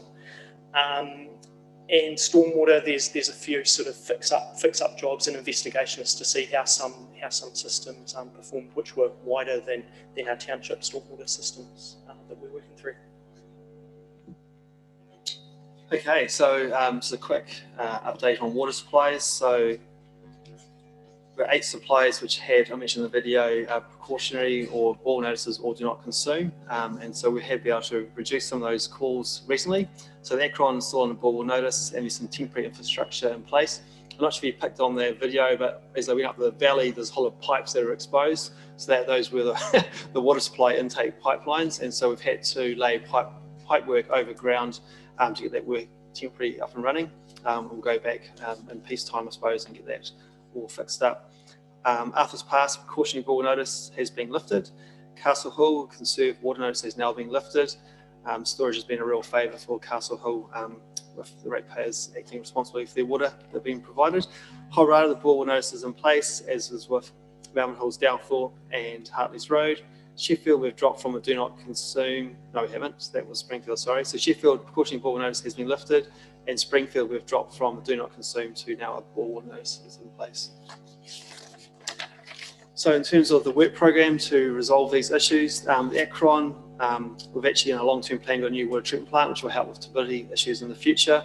But temporary works now is to reinstate that pipeline, which I referred to earlier on. Arthur's Pass, there's additional storage to help buffer these turbidity events as planned in the long-term plan, so it's already budgeted for. For the Horata, Dalthorpe and Hartley's Road scheme, we've got a consideration of putting some additional pre-treatment in there to help those turbidity loadings. So it's not budgeted for in the long-term plan, and it's a balance between operation and capex, so we can just keep on changing filters, but the pre-filter would help with those costs. And lastly, Springfield, additional treated water storage and raw water storage is included in the LTP, along with a review of trying to work out how we get water from Darfield up through Sheffield to Springfield, so we can sort of help to buffer these high turbidity events as well. So we've rattled through pretty quickly because I know time was short, so we'll just open up for any questions or comments that you may have. Just like to say thank you for all your hard work.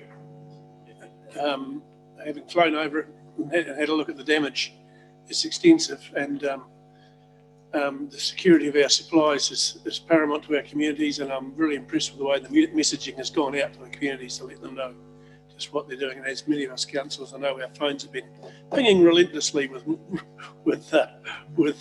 reminders about water supplies. There don't appear to be any questions, so thank you very much. Okay, councillors, we'll move on to tab 14, Register of Documents Signed and Sealed. There's a recommendation there. Can I have a mover and a seconder? So, Miller and Gallagher. All those in favour say aye. Against? Carried. Right, now I'd like a resolution to exclude the public. Epihar and Reid. All those in favour say aye. Aye. Now, confirmation of the minutes of the public excluded minutes. We'll just take 2 minutes while Stephen Beckett disconnects.